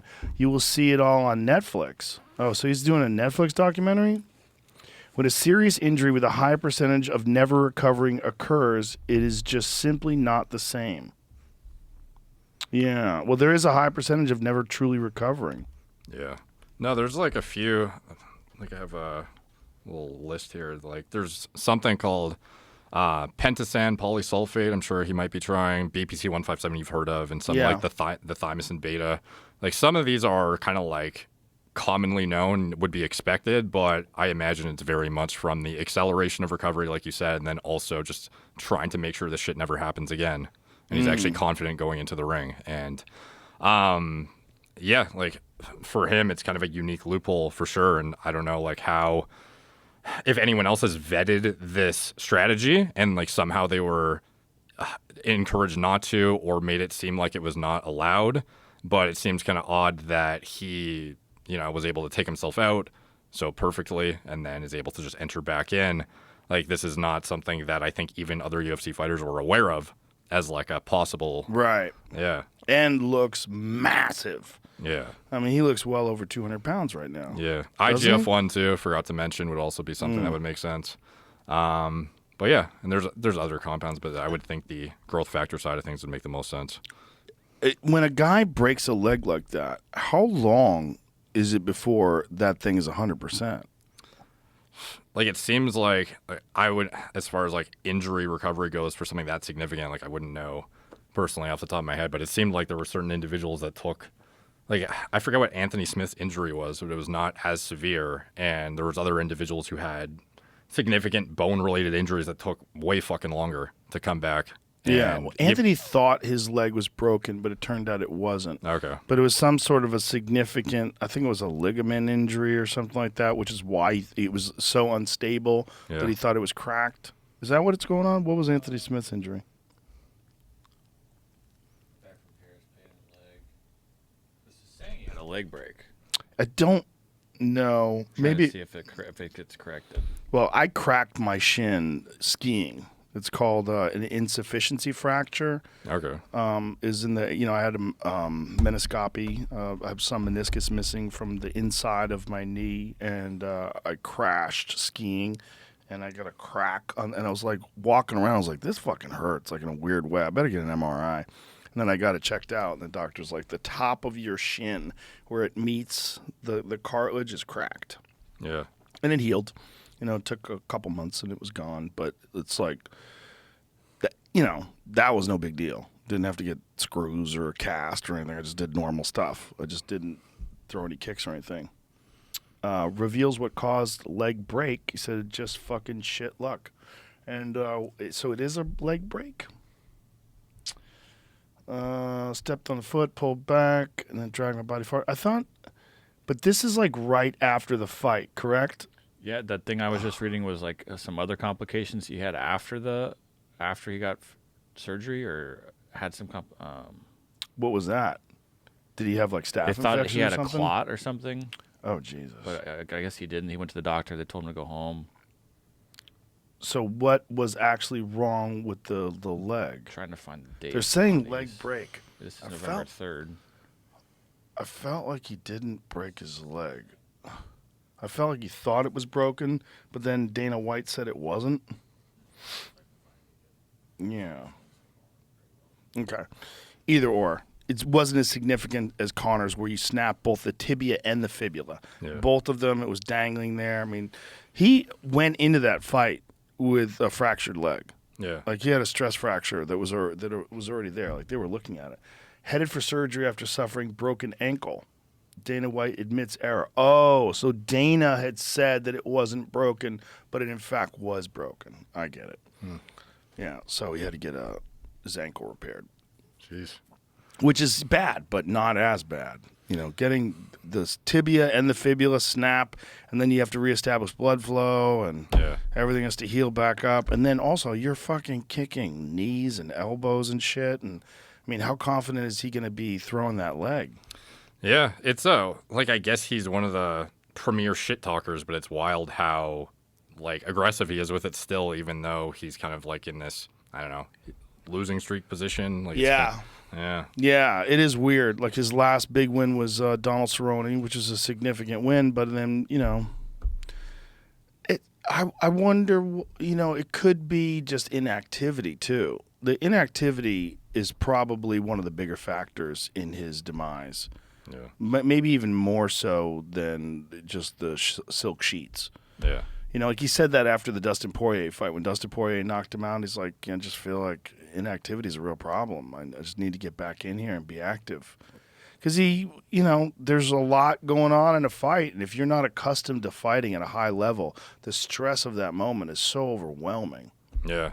Very, very difficult for guys to just take years off and jump back in and be at 100%. Yeah, like even the guys who are on a hot streak like Costa and just melting under pressure, some of them, it's, definitely seems like even at the highest level with the most confident of individuals, they might just fucking crack under the pressure. He's a funny guy. Like, he's leaning into this whole secret juice thing. Like, Yeah, he carries around hilarious. this jug that says secret juice on it. Yeah. Do you think that he's on something, or do you think he's just like very extraordinary genetics? That's the thing, is like I did a whole like deep dive video on what I think he could be doing, and I think like for any individual that doesn't pass the eye test, like he would definitely be one of those individuals. But like I wouldn't boil it down to that. He could be a hyper outlier individual for sure. And I wouldn't want to ever say like a definitive statement, but I think if there was ever a person, maybe not if there was ever a person, but I think it's highly probable that he's done certain things for sure.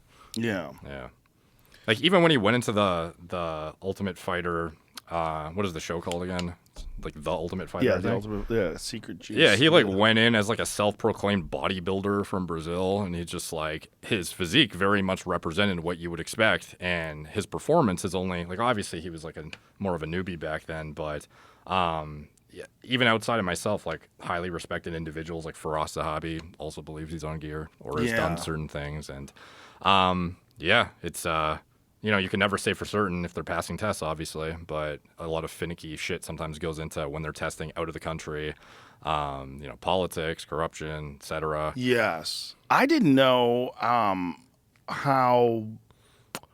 I wouldn't say there's a lack of comprehension in the comprehensiveness in the USADA test, but they're not bulletproof. Yeah, it's not that they're not trying. It's like they only have so much. Well, I guess like who's interpreting that? Some people might say otherwise, but it is budget restricted, so you can only do so much testing on every fighter. And then sometimes their choice of who's being tested though is definitely a little bit iffy. Like there was the light heavy guy. I think it was Jiri or what's his name? Yuri Prohaska? Yeah, he was tested like 51 times. Yeah, and then if you looked at like a Dillashaw, he was tested like 9 times or something, which is just like why? Yeah. Right. Why is he tested less? Yeah, like some of the most pop premier suspect guys were tested like single-digit times, and this other guy somehow has like half of USADA's fucking budget allocated to him. Like I get that he was new in the actual sport, like he was coming from, I forget where he came from exactly. Well, he was not new in MMA. He just wasn't fighting. New to the UFC, right? Yeah. So the idea that some people have put out is they needed to establish more of a comprehensive passport on him quicker so that he had more elaborate testing off the jump than... Look at that, though. That's so nuts. Yeah, it was a really... He's so much more tested than anyone else. Yeah. It was like a wild disparity. Wild. Rose Namajunas got tested more than Paulo Costa. That's crazy. Neil Magny got tested more than Paulo Costa. That is nuts. And for Dillashaw only getting single-digit tests, it was like... Yeah. It just very much brought into question, like, were they hoping he'd have more leeway in order to not have, like give him the opportunity to actually have a good fight when he's coming back sort of thing? Like, there's a lot of speculation, obviously. You couldn't say one way or another what actually is going on.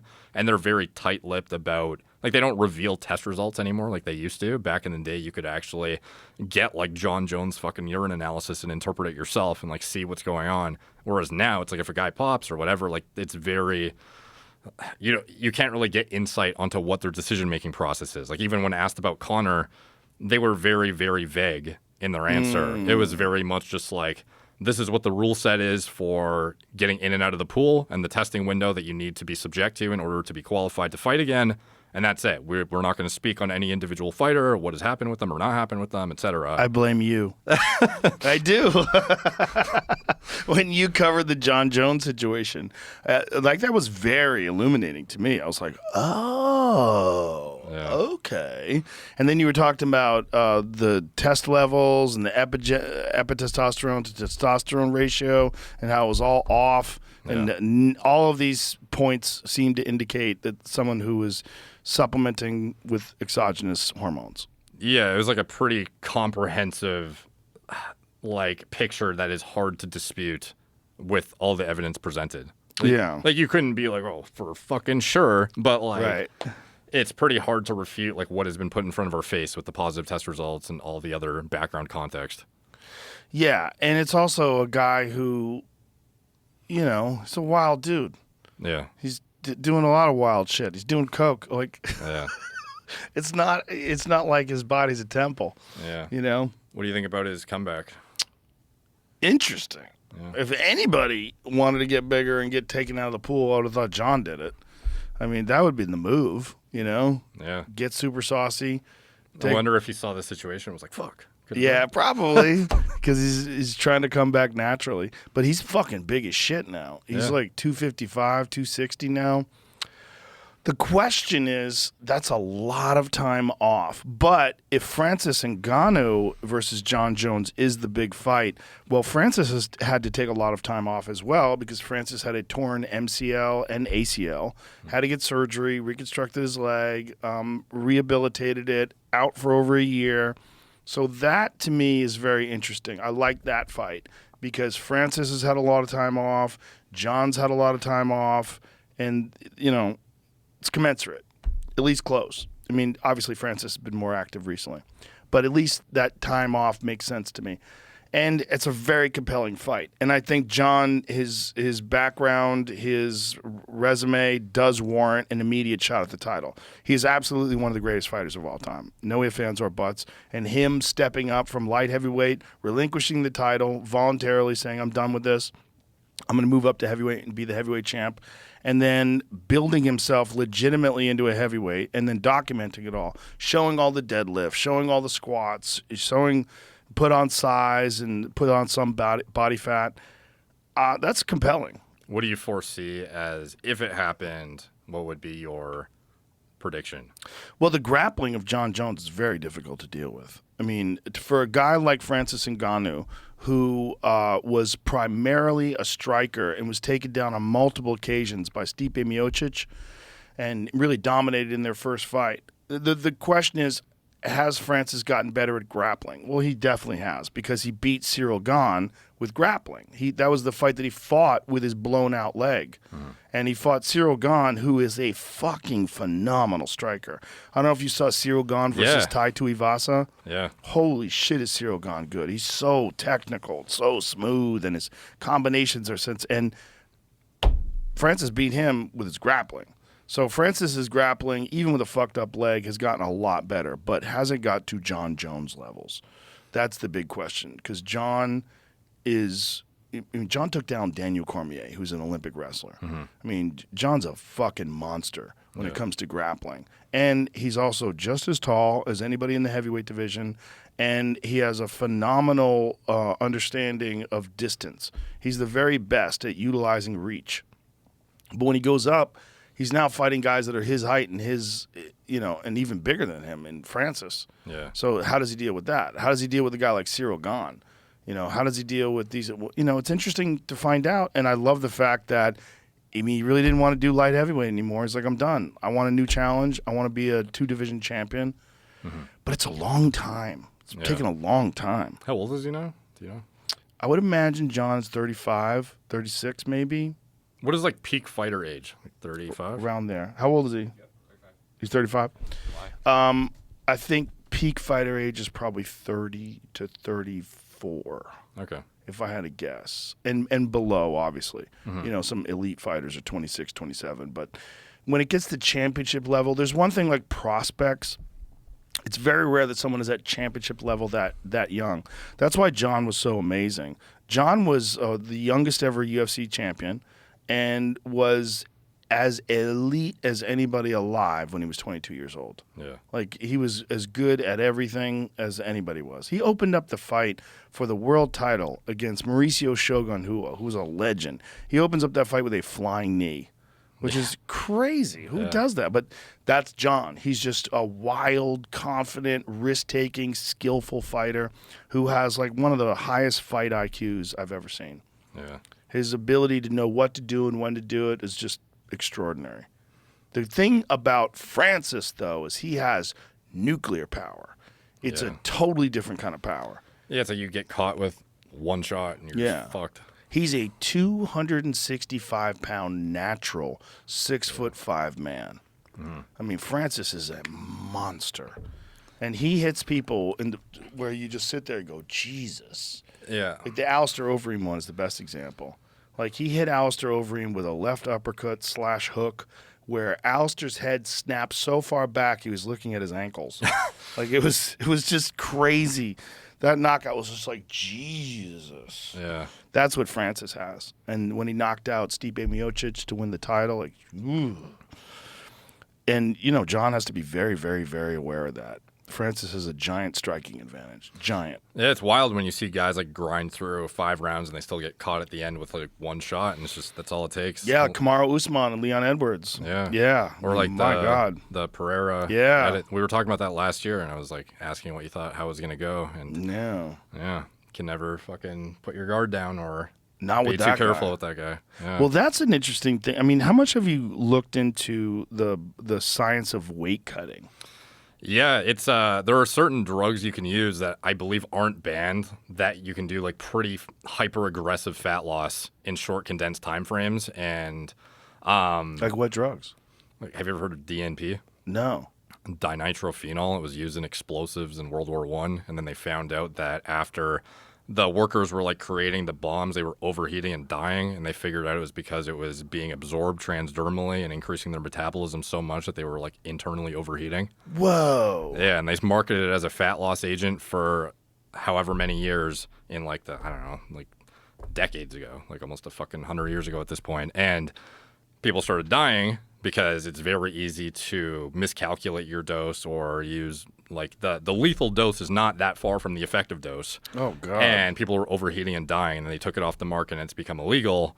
But as far as I know, I don't think they actually test for it in USADA. Like if you put in like their drug database 2,4-dinitrophenol, I don't think they test for it. And there are certain other things too, but like there are a lot of loopholes on like I don't even think they test for like stimulants outside of competition either, like amphetamines and whatnot. Really? Yeah, so there are like a lot of things you could do to like nuke your appetite, increase fat energy expenditure significantly, drop water weight potentially more aggressively, and cut harder than would otherwise be like naturally possible potentially. Yeah. So I don't necessarily think that he's doing all these things, but when you see a guy lose like fucking 60 pounds or something, you can only imagine he's looking for any loophole that. What about stuff like semaglutide?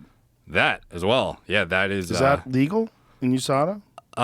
You could check easily. There's like it's like UFC DRO, and you type in the database any drug name, and it'll say in competition, out of competition, allowed or not. I imagine GLP-1 agonists are not restricted because it's like used to treat type 2 diabetes or obesity at the higher dosages, and super effective. Yeah.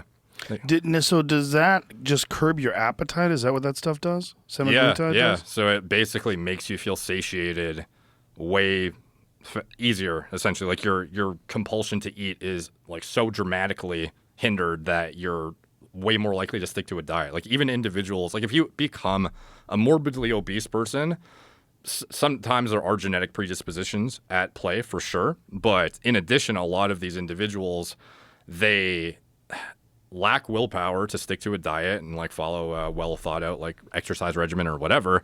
Like to get to that point, many of them do lack the willpower necessary because they're just, succumb to cravings and whatnot. And not every individual has the same like hunger, appetite, satiety feedback signals that, the next guy might have who's super lean. And that's why they can walk around lean because they just don't get as hungry. And these individuals, like even like the morbidly obese, really fat motherfuckers, they would end up losing like 30 pounds plus on average when they use this stuff when they were testing it for type 2 diabetes, and they started ramping up the dose and found that there was like an obesity management dose that was like hyper effective for these guys to lose 30, 40 pounds, which is like very, very effective for managing, hemoglobin A1C, fasting insulin levels, fasting glucose levels, and becoming far more healthy individuals as a result. But it's as a consequence of the weight loss, but these individuals would typically overeat otherwise, and they start using this drug, and all of a sudden they don't feel, compelled to eat nearly as many calories.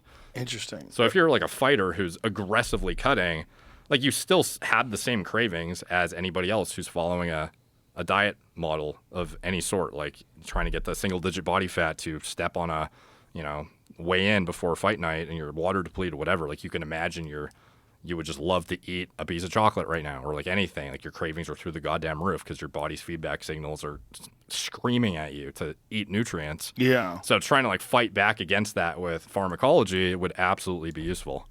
Do you think that using semaglutide though would affect physical performance because of the diminished appetite? Is there any other sort of feedback loop that would let you, like maybe you wouldn't take in the nutrients that are necessary to have a good workout or something? Potentially. Like it, here we Not go. prohibited. Semaglutide in competition, not prohibited, not prohibited, out of competition. This is something that is interesting, just being learned about, like in the health space, health and wellness, and actual like scientific community. Semaglutide has been known about for a long time because it was used to manage type 2 diabetes, but only more recently has it started to pick up steam and popularity for its effects on obesity, because all these crazy headlines started coming out about people losing 30, 40 plus pounds who otherwise couldn't. And as far as how it would affect a fighter's ability to assimilate nutrients, stuff like that, yeah, it like slows gastric emptying significantly, can cause like pretty intense GI issues, make you nauseous. Maybe you don't even want to eat the food that you need to eat if you're, kind of depends on what situation you're imposing on yourself. But yeah, like it's not a side effect free drug by any means. Like some that would people, be significant. That would be a real problem, I would think. Don't you think? Yeah, it depends on your individual response. Like, there are a lot of individuals using it. Like even Elon Musk uses it now. What? Yeah, he posted a tweet. It was like somebody was like, "Hey Elon, how are you so lean now?" Or like, "How'd you lose the weight?" And he was like, "Fasting and Wegovy." And Wegovy is the branded 2.4 milligram increment of semaglutide. So it's like the highest dose you could be using. Wow. Yeah. So how's he look now? A lot thinner. Does he? Yeah. Show a picture of Elon Musk looking jacked. Like that. Have you seen that thing that Beeple made us? Yeah, that's Elon. Crazy. That's supposed to be, it's called Giga Chad. As if he was following the 9 ancestral tenets. Yeah, if he was like just eating raw liver, sunning his balls. He said he used popular weight loss drug to get fit, ripped, and healthy. He does look thinner there. Yeah, there we go. That was the tweet. Let's see. Oh, yeah, looks quite a bit thinner. Well, you know what? There was a photo of him on a yacht where he looked like a wine barrel. Yeah, He got big. The guy works fucking 16 hours a day. Sometimes it's unflattering angles, though. You're, pushing your stomach out or whatever. 3 tweets. A little fasting and Wegovy. Yeah. So Wegovy is like there are different increments of dosage from the company that makes it, and the lower dosage, like the drug is semaglutide, and I think the lower one is called Ozempic, and it's for diabetes management, but it's basically just like a pen that's like in 1 milligram increments, and that's the diabetes management dose. There's other smaller increments too, but 2.4 milligrams is like the max well-tolerated dose, where for obesity management, it's like significantly more effective. I would think that for a fighter, if that really does have all those gastrointestinal issues and the net ROI might be negative for some of them. I would think so. Yeah, it depends. Yeah. What other thing? It's a limited supply for that drug right now. Of course. We've talked about it 15 times. You can't get it. All these fat people are so mad. Yeah. Well, lose weight. It's like the value of willpower is very underappreciated, but I get it. And especially when someone is they're used to consuming a lot of carbohydrates, it's very difficult to like cut that down to a place where you're actually going to be in a deficit. Yeah, it's like some of the neurochemical changes that happen when you're accustomed to like the Western diet with processed foods and stuff. Some of these individuals, I think, are imposing a situation on themselves where their brain is so sugar addicted or processed food addicted, where they then need pharmacology to stick to a reasonable calorie intake so they can eat their like shitty foods too. Where I think a lot of this, not always, but some of this appetite feedback regulating stuff could happen naturally if you just had like a high quality diet, high quality sleep. Like a lot of these things are massively impacted by sleep quality, duration, diet quality, exercise regimen, and it sort of self-regulates itself like a normal healthy body would. And some of this stuff could be band-aids for certain individuals who are getting shit sleep, doing whatever. That makes sense. When I did the carnivore diet, I was pretty shocked at how easily satisfied I was. And if I had done the carnivore diet and then someone put a plate of spaghetti in front of me while I was doing that, I would be done eating, fine with the carnivore diet. But the spaghetti would be like, I want that now. Yeah. And I could eat that. Like I could probably eat a whole bowl of spaghetti after eating, like being completely satisfied with steak. Whereas when I was on that diet very strictly, which is just for a month, I could be fine. I'm done eating. Isn't that weird how you have like a second stomach for just shit? For shit. Yeah, like French fries. I eat my dinner and I'm like, I don't want more of that. But ice cream, yes. Fuck yeah, give me all of that. Isn't that wild? All of a sudden I can pile down like 2,000 more calories. Like crazy. Yeah. And even like nuts. Like sometimes I'll eat and I'll be totally done with my healthy meal, but I'll be like, I want some almonds. Let me grab some almonds. But like a handful of almonds is like 500 calories. Yeah. Like a handful. That's it, right? No, it's absurd. The almonds are like very rich in calories, aren't they? Yeah. Yeah, it's so easy to, and that's one thing when people, they think they're eating clean and they don't realize these little things that you do throughout the day, they stack up. If you just put them all in a bowl and then you measure the calories in that bowl, you're like, oh, that's 1,500 calories. Yeah, what was wild is there was this university in Canada that removed all of the nutritional information apparently from the foods and that the students are getting on their meal plans because it was like too triggering to show the calories. And then it presents this fucked up scenario where you like can't even self-regulate. Like even the individuals who want to stay at a healthy weight, you can't even figure out what the fuck you're eating. And I don't know, like just this. I'm on board with intuitive eating if you've gotten to the point where you've educated yourself enough about what your body actually needs, like when to stop eating, and you've like established healthy practices that have become like cemented as your foundational infrastructure. But to then like have a guy who doesn't even know how to diet and be like, oh, don't worry about it, just eat until you're satisfied. Like that's how you get fat. Yeah. Like if I ate until I felt good, I would be a fat fuck. There was a viral video that went around that was a woman who was, God, I want to think she was a professor somewhere, who was talking about avoiding certain foods is just fat phobic and it's not based in science and you shouldn't deny yourself donuts and that it's all, to call some food junk food is incorrect. And it's like, how are you ever speaking publicly on this? This is also, she was obese as fuck. Yeah. Do you know what I'm talking about, Jamie? Do you remember that video? Where like nutritionists were outraged. Like, it's the same kind of outrage that you should have at them thinking that it's triggering to have actual data on the food you're eating. Yeah. Like you should know what you're eating. You should know what the calorie and what the nutrient content is of the food. It doesn't mean anybody should tell you what you should and shouldn't do, but you should know. Yeah, it's just a factual thing that exists. Like why is it? I feel like it should be my problem if I'm triggered by it, not. Exactly. You know, it is your problem if you're triggered by it, and that what they're doing they're raising the anti-David Gogginses. They're raising the most non-resilient people possibly known to man. Where every single microaggression, every single thing that could trigger you, all those are removed. You are just raw and vulnerable.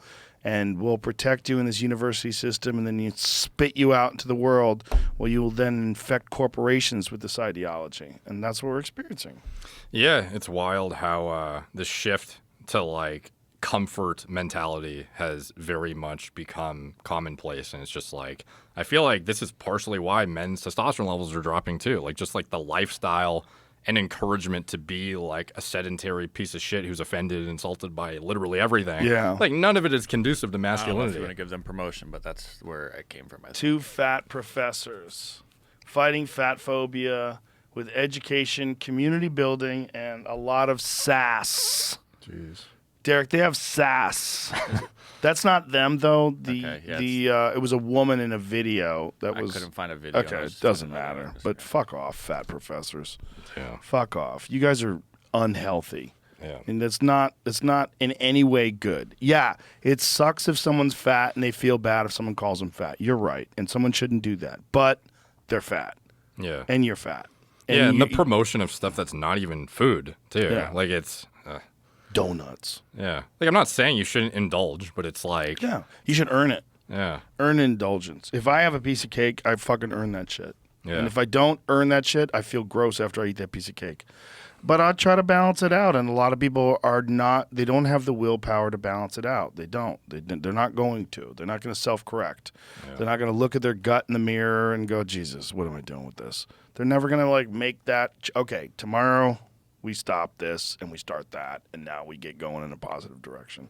That's one of the good things about Goggins, though, too, is like he showed that even him, who's like the most incredibly disciplined and like hard individual out there, he even at one point was not in the best shape. 300 pounds. And turned it around. Yep. And look at him now. So it's Yeah. like, if he can do it, fucking anyone can for sure. Yeah, he's the best with that because he's not scared of being vulnerable. So he's not scared of communicating that. It's just, this is like the problem with this fitness. And one of the things I really admire about you is your openness and your also, you are so educated on so many different subjects when it comes to supplementation and training modalities and all these different things.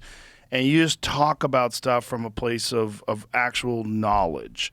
There's so much bullshit in that world. Yeah. There's like so many people are just full of crap.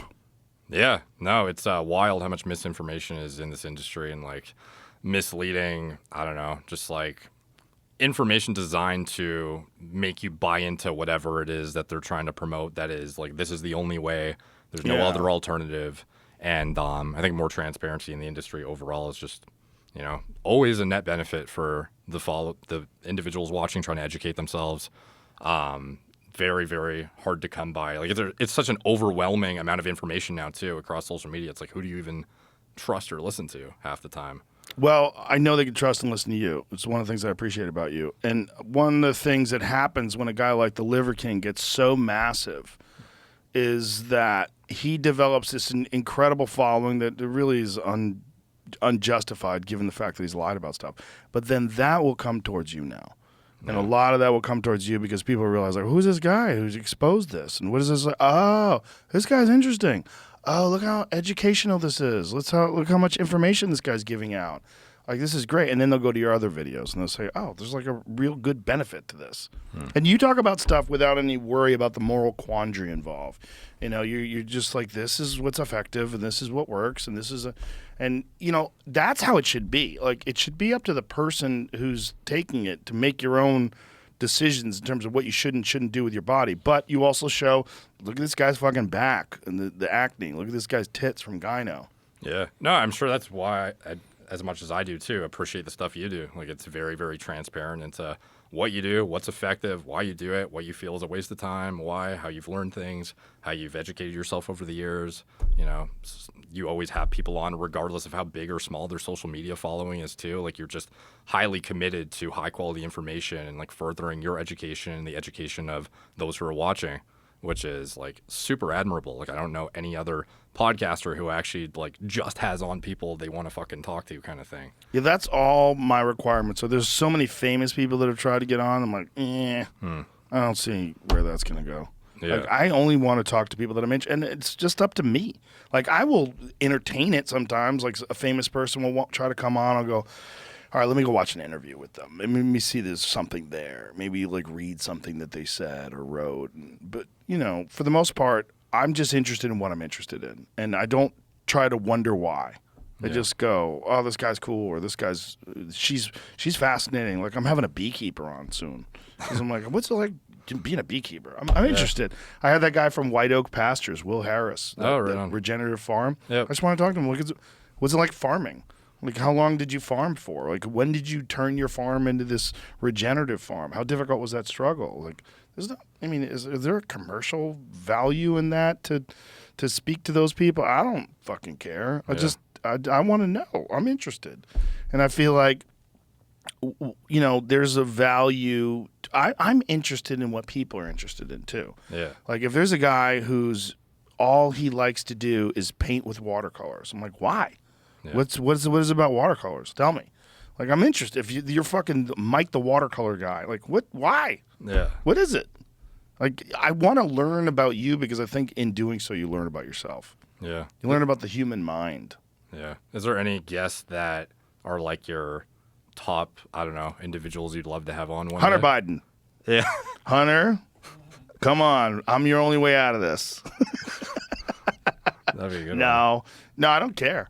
Yeah. I mean, look, my friends are my favorite people to talk to. Yeah. You know, like having comedians on or fighters on. Those are my favorite people to talk to, for the most part. But I enjoy it. You know, it's just very fortunate. Yeah. But also an unexpected education. Yeah. That's what's been the most amazing part about it, is to be able to talk to so many intelligent people that have so much information on so many different subjects and be able to quiz them. Like I had Neil deGrasse Tyson on the other day. Yeah. And I'm asking him about the Webb telescope. And I'm like, okay, tell me, how does it work? What are they doing? So it's like you get this like free seminar with this fucking genius who gets to sit down and explain to you how they can shoot a telescope 1,000,000 miles into space and take photos of the cosmos. Like, wild. What do you think of the Neuralink thing coming out soon? Elon's gonna like chip himself or something. He's gonna turn into a god. He said he's gonna put a chip in himself when it comes out, and he's hoping next year, which is wild. He'll probably do it. I guarantee he'll do it. If they'll try it on some monkeys first. Do you worry about that shit? Yes. Like the progression of, because I know very much so. Like I know you'll sit here and ask him about that stuff, and like I don't know how much you worry about like where it's going in terms of. Yeah, I worry a lot. I think it's inevitable, though. I think like there used to be single-celled organisms, and now there's multi-celled organisms that have cell phones. I think that's just going to keep going. Yeah. And I think we're going to be inexorably connected to technology. And it's going to be how – I think there's going to come a time where we're not going to breed sexually anymore. And I think that's probably where all this low-T shit is going. Yeah.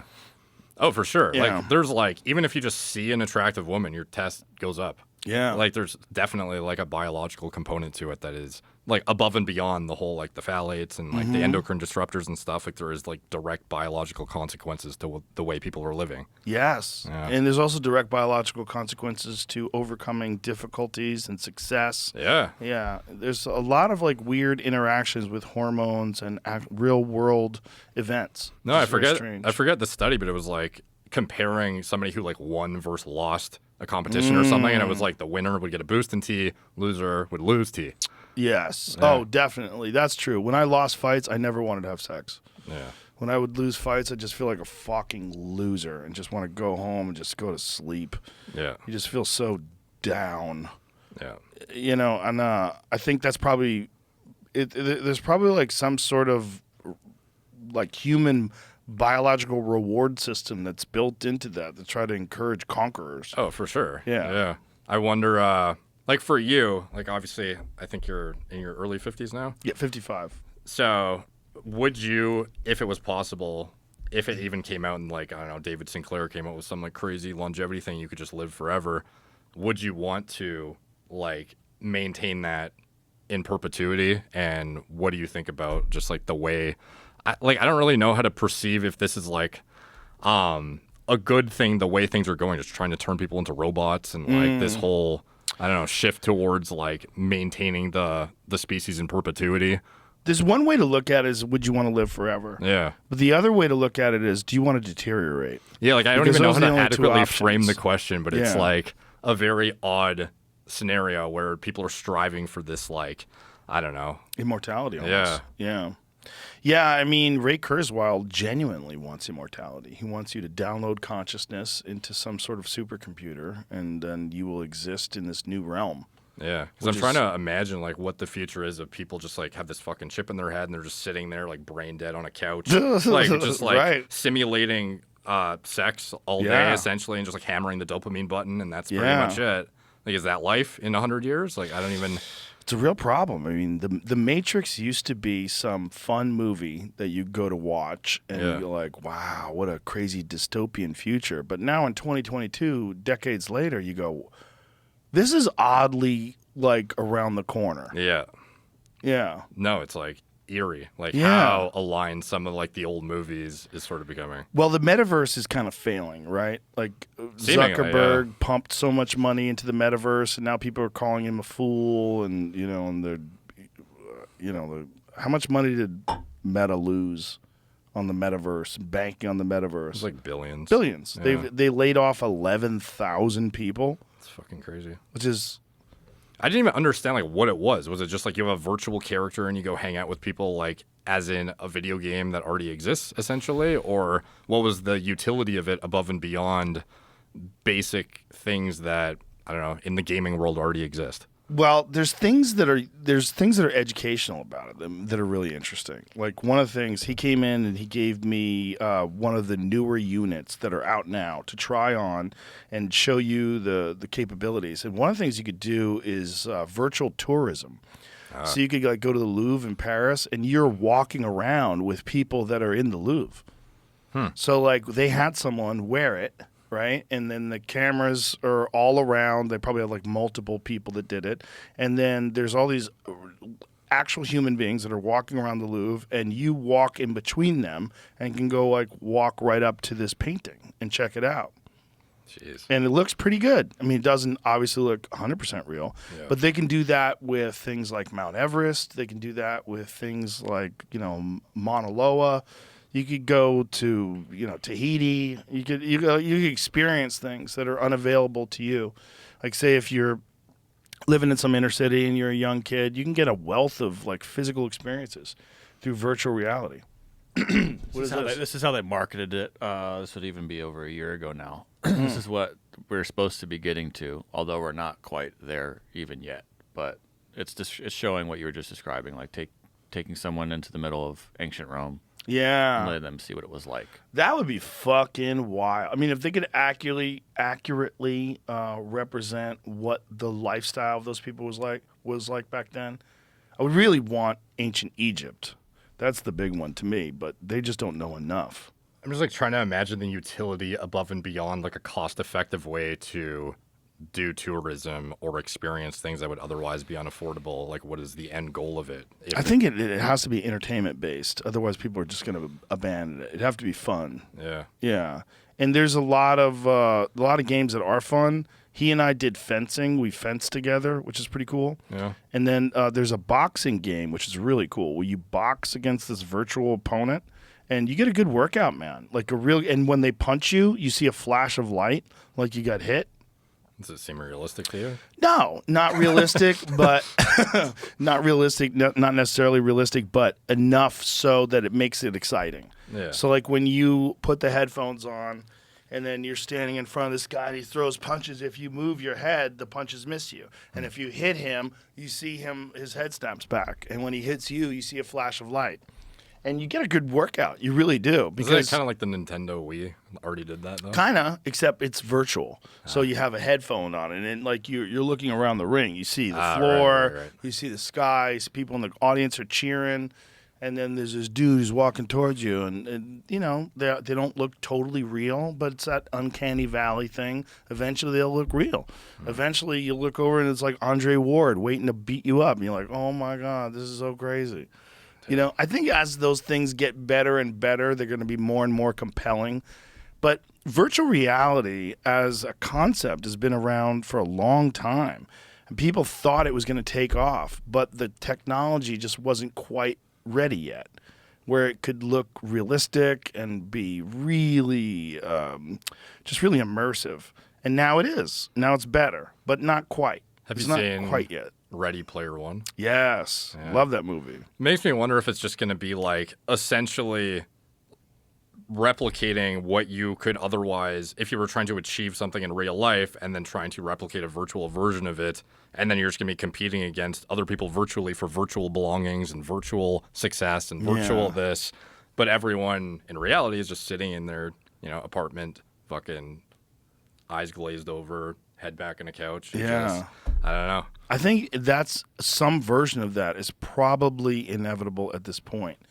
What is going to be weirder is if we integrate with technology to the point where you're not wearing something, but it's a part of your body, like a Neuralink. Yeah. And if the thing that's going to be crazy about that is then you're no longer interfacing with some virtual reality headset and playing a game with some other people that are on the cyber world.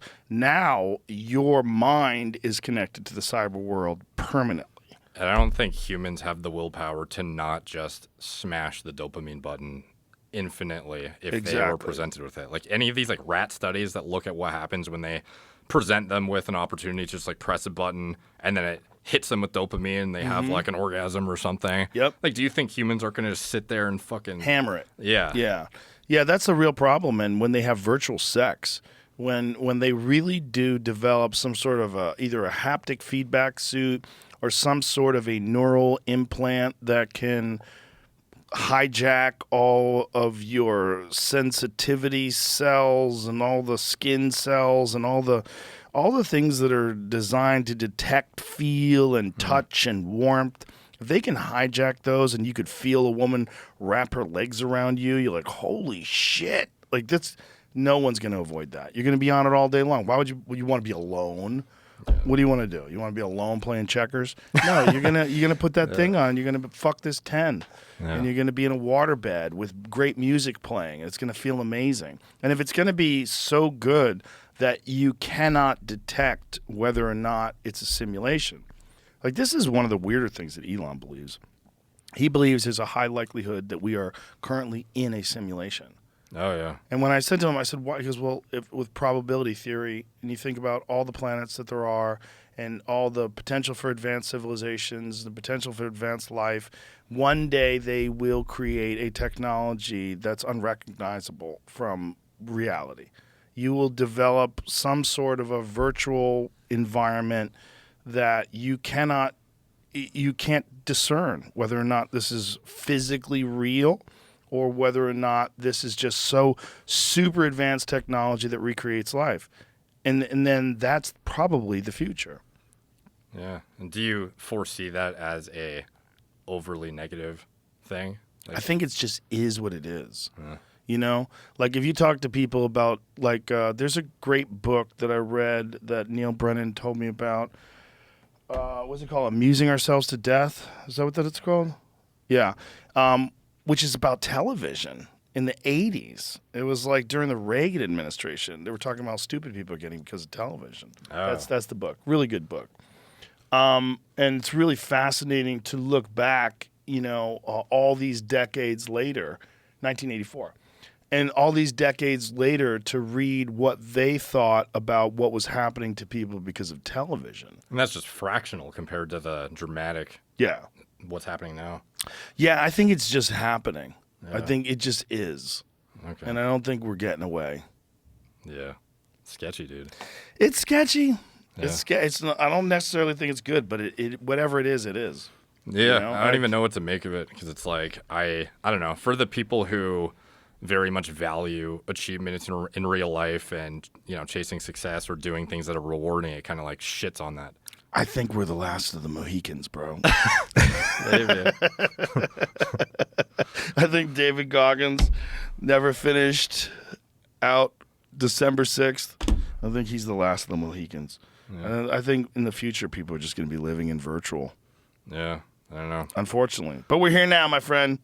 Yeah. And I want to thank you. Thank you for coming on. Thank you for the great content. Your podcast is, your show rather, on YouTube is really, really good. I appreciate it. More plates, more dates. It's available on YouTube. I mean, what's your subscribers up to now? 1.5 something million. Beautiful. Yeah, nice. But really, really great content. So thanks. No, thank you, man. Really appreciate it. Thanks for having me again. My pleasure. We'll do it again. Right on. All right. Thank you, everybody.